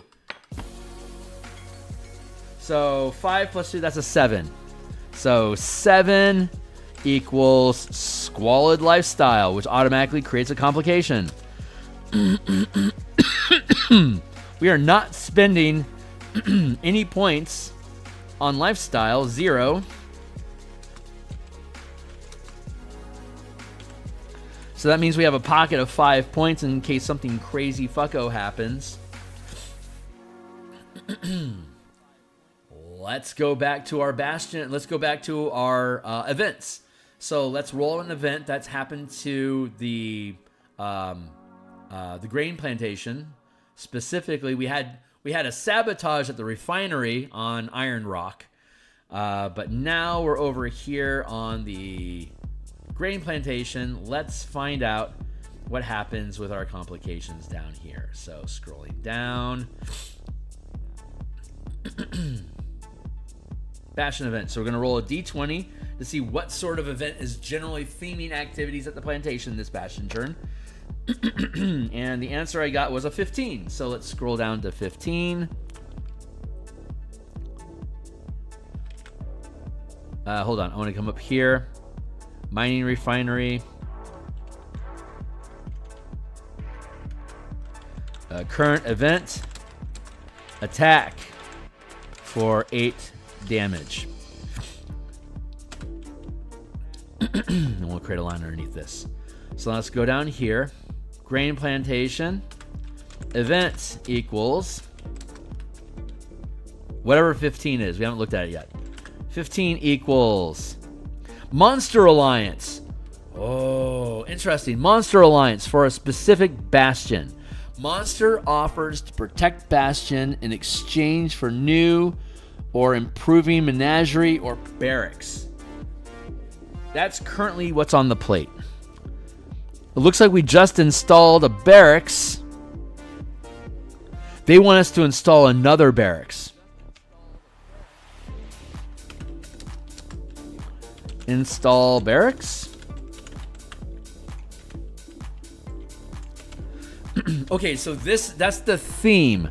The theme is Monster offers to protect Bastion in exchange for new or improving a menagerie or a barracks.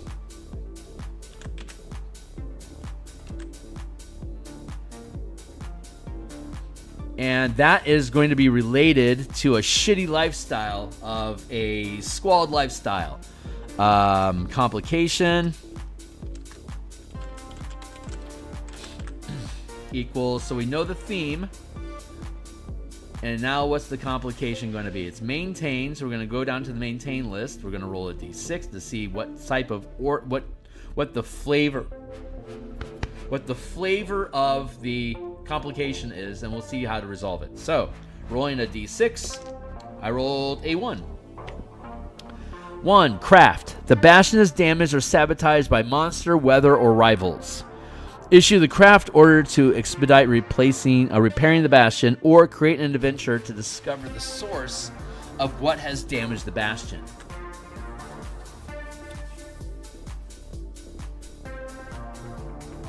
Huh. So there's monsters that have damaged the Bastion, and there's a monster that wants us to build a menagerie or a barracks to form an alliance with it. Does this have something to do with the ink eggs that are awakening? Yes, it does.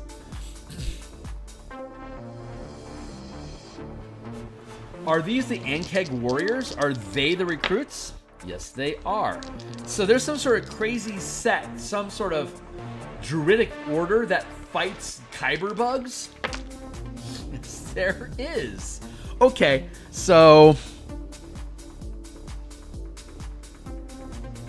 install barracks.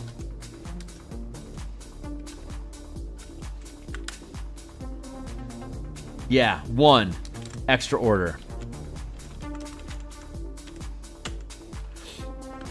Or actually, we don't actually have to spend an extra order. But we do have to build it. 1 equals building new barracks. And it's going to take up 2 points total. 1 point. Actually, it's not going to be Ankeg Hunters. It's going to be barracks is going to be 100 soldiers, which is just our normal force. And building new barracks for Ankeg Hunters. Ankeg Hunters. We'll have 10 at first, and then if we add on another barracks, we can get up to 100 of them. So, is this a? So this is a druidic sect, what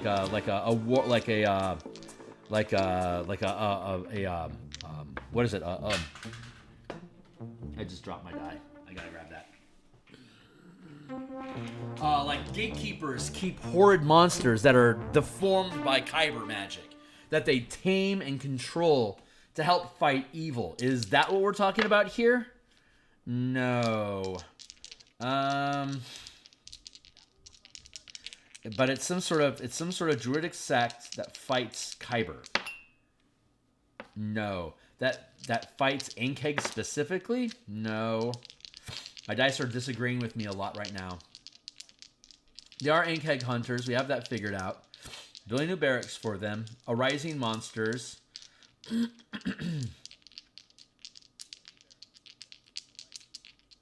Are they... is this Unseelie Court? Yes, it is.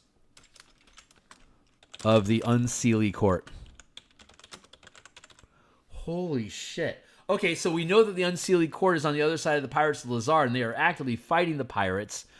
But apparently, they're sending out groups to other communities attempting to get to know people. How do you do's, as it were. And somehow, these guys know we have an Inkeg problem.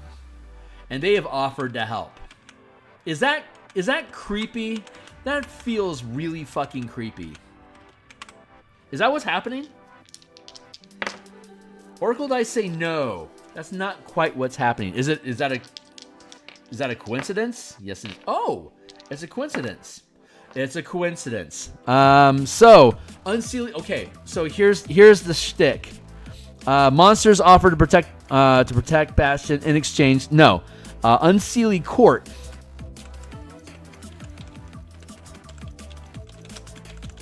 Offers to protect the Bastion in exchange for new improving menagerie or barracks. Building new barracks. Building new menagerie. Inkeg. Wrangling. Is that what's happening? The Unseelie Court wants Inkegs as soldiers? Huh.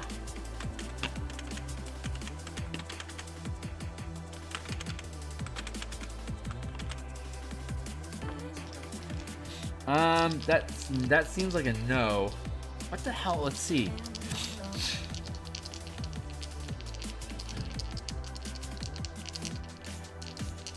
Menagerie and barracks, Unseelie Court, that's set. They're providing Inkeg hunters. This feels like they're all connected. The dice agree they're all connected. I just don't 100% see the connection yet. I don't need to. I know enough here that they're like, hey, we're trying to make alliances. We're saying hello to the community.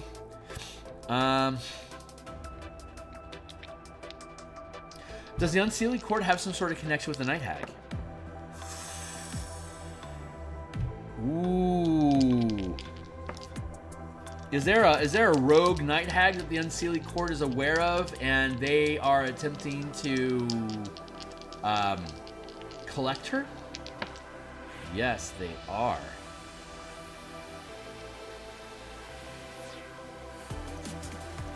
But they're willing to help with the Inkeg problem. Yes. Okay, let's go down to the Unseelie Court, or let's go down to Redstone and add that little interesting nugget. Plantation has been visited by the Unseelie Court, offering to provide training in combating Inkegs. Does that make sense? Yes, it does. Excellent. But in DM. But in secret, they are hunting the Night Hag who has gone rogue from the Unseelie Court. Working with Illithid.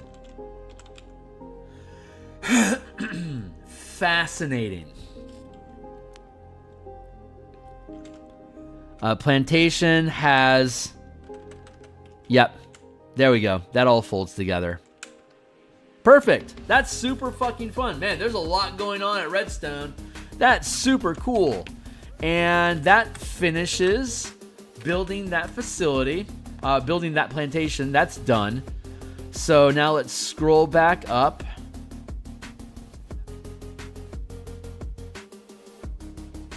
Fell Tower.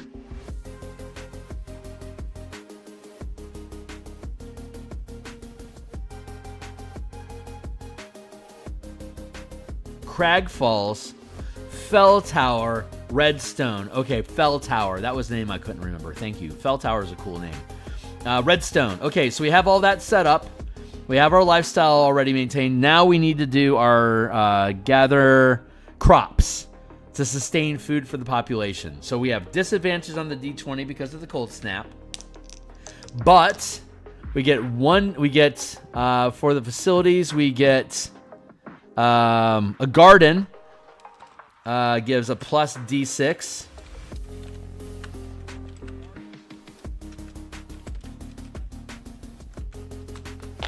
Harvest plants, materials. So we have that going for us. Oh, and Redstone has a storehouse. Plus D6. Harvest any materials.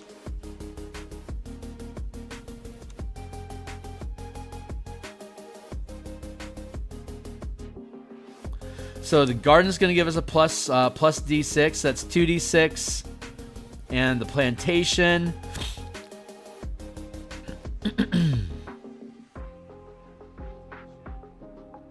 has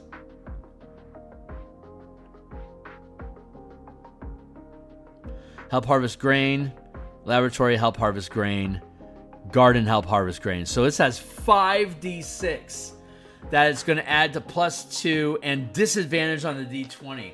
So I don't think those 5D6 are going to save them, quite frankly. But that's not my place to decide. That is my duty to roll. So I'm going to roll the 5D6 first. I got a 1, a 2, a 2, a 4, and a 5. I keep the 5 and I ditch the rest. So I have a 5 plus 2, that's 7.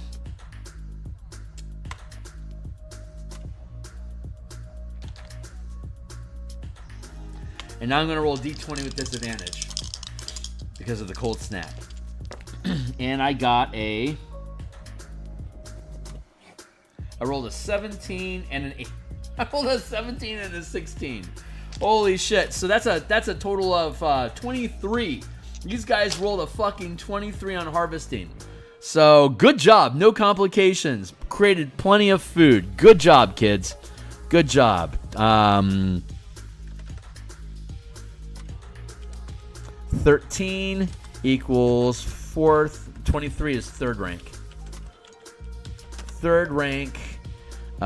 Comfortable materials. If I had rolled a 25, it would have been 4th rank wealthy materials. But the whole place is only 2nd rank, so the best it can produce is 2nd rank. So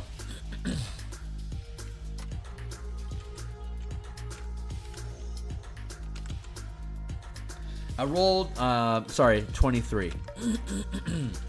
That's 3rd rank, but I only get 2nd rank 2nd rank modest materials. Still, that's a good roll. Okay, great. So that takes that's Redstone. There's a shitload going on at Redstone right now. Between the iron mine sabotage and the Ankheg threats on the farmland, the deadly cold snap that's impacting both of these things, the arrival of the Unseelie Court interested in forming an enclave with the druids located there, and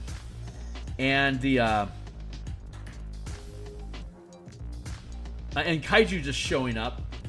That's a pack scale. Like we could run Redstone alone, just Redstone for weeks, easily for weeks.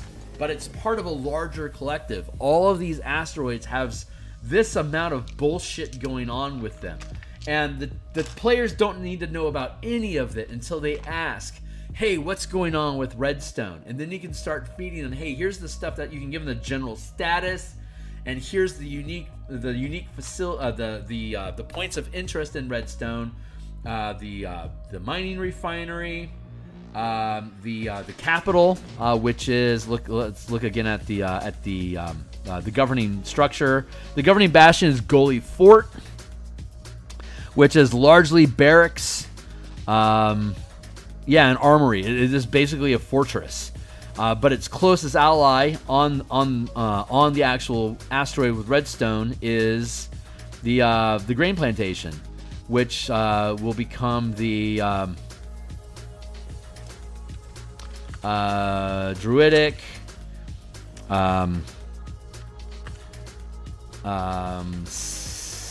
sanctuary, druidic seed sanctuary. Let's call it that.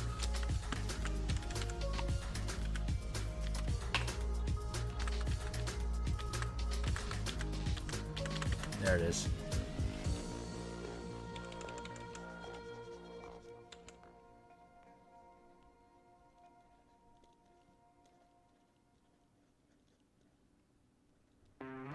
There. Okay, cool. That's all set.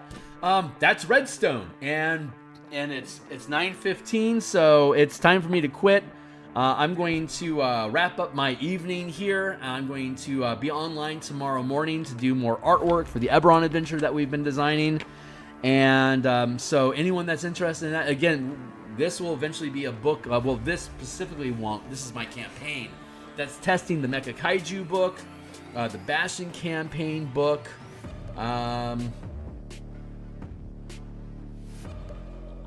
Yeah, those are the two things that we're working on. And the Spelljammer Subclasses book, right? Which we didn't touch on today, but we didn't need to. But we have two more facilities, 2 more settlements after this one, I think. Fell Tower is the 4th rank. Fell Tower Fortress, Abbey of the Sovereign Hosts. That's resolved. Far Hope is built, and it already has its unique bastions in place. And Scaver Cove has already been... Okay, great. We've just finished all of the communities. So that's good. We're good. So we're going to be back on Thursday night. And I guess we're going to build more Kaiju and look at Mecha some more. And maybe start working on the Lazar Pirates. Maybe we'll build... we'll figure out what rank they are, and thus how many ships they have in their armada, what level of control they have, and maybe what the cluster where the Lazar Pirates are stationed at. Maybe we'll take a look at that. So we still have to build Fell Tower, Far Hope, and Scaver Cove maps. Sorry. So when we come back next time, we're going to take another blank template, and we're going to take all the information that we already have about Fell Tower, and we're going to build Fell Tower as an asteroid rock. We're going to map it out, all of its resources, all its bits, and see if everything jives together and make corrections where necessary. So that's what we'll do next week. And if we're quick with that, then we'll also be able to build out Scaver Cove, and we'll probably have Far Hope as its own event, probably on Monday. If we can get Scaver Cove and Fell Tower resolved on Thursday, then on Monday we'll do Far Hope. If we can only do one, then Monday we'll do Scaver Cove, and then on Thursday next week we'll do Far Hope. And then from there we'll start filling in NPC information, Kaiju, monster threats, and start looking at hot points for contested areas. Look at the Lazar piracy, build out the Brayland colony, build out the Droam colony, build out the Allendare colony, and then build out the Unseelie Court, and that'll probably take us into March, and we'll be really, really close to being able to get this campaign up and running. So that's it for now, guys. Go ahead and kick on out of here with me. Thanks so much for folks that have been hanging out and checking this out. Hopefully it's been interesting to you. Like, subscribe, hit the bell icon, check out my books down below. My Discord is for free access for people down below. All these books that we've been working on, that we've been working out of today, are all in reference down below. So the Spelljammer book has been published on the DMsGuild already. It has 100% free preview. It's chock full of my art, maps, idea. There's an entire conversion guide for Light of Zaraxis to run the entire adventure using the mechanics that we built for ship combat and exploration in this book. If you buy the book, you get all the assets, all the maps, all the fleet combats, all the tokens, the ship builds, the NPC character tokens, everything. Like here's Pancake, the flump that we made an icon into for ship combat if he's your co-pilot, Captain Sartell. We built out all this stuff. This is the type of artwork that I do in the mornings for the books that I make. And so we'll be doing Eberron tomorrow morning for my Karnath Undead adventure that we've been creating. Here's some Neogi fighter, Spiderling fighter craft. It's 40 feet in size, like a TIE fighter. Capable of carrying and dropping Umber Hulks onto the deck of your ship to fuck up your crew. Super fun. But yeah, this converts Light of Zaraxis and adds new adventure, new combat encounters based on the mechanics here of how this game works. Like here's the asteroid field that we built for Topola's Tower. Topola's Tower is in the middle of it, but it's in the remains of a shattered dwarven citadel. And she decided to set up shop here because she was originally interested in the dwarven citadel. But there's all sorts of weird magic that comes off of it. So her tower is here, but here's all these interesting points in the asteroid in the asteroid cluster. And as Light of Zaraxis describes, there's a scaver named Big Mama that hunts in this area. Well, all of these asteroids have kelp and plankton and coral reef and fish and all sorts of like octopus and crab and stuff that crawl around inside of these rocks that the scavers like to eat, and that's why Big Mama keeps coming back here. It's like this, they go into like a lot of detail about fighting Big Mama on fighter craft inside of this asteroid cluster. But all this shit is here, including the fleet mechanics for fighting. Here's the different squadrons that you can create from the Alliance, the Allied Alliance in Doom space, that you can then take to Zaraxis space. And then here's the fleet standoff of your squadrons that we saw up above. And now here's all of the squadrons of Star Moths and Warbirds that are protecting the colony. Here's our squadron of Star Moths. And here's a Ballista Tower Brigade that fits inside of a 50-foot square. Sorry, Trebuchet Tower defenses on the tower. A squadron of Warbirds occupying a 500-foot square as a squadron. All these mechanics are inside this book of how to run it, and all the fleet mechanics and ship mechanics and stuff are all free previews for you guys to look at in the combat chapter up here.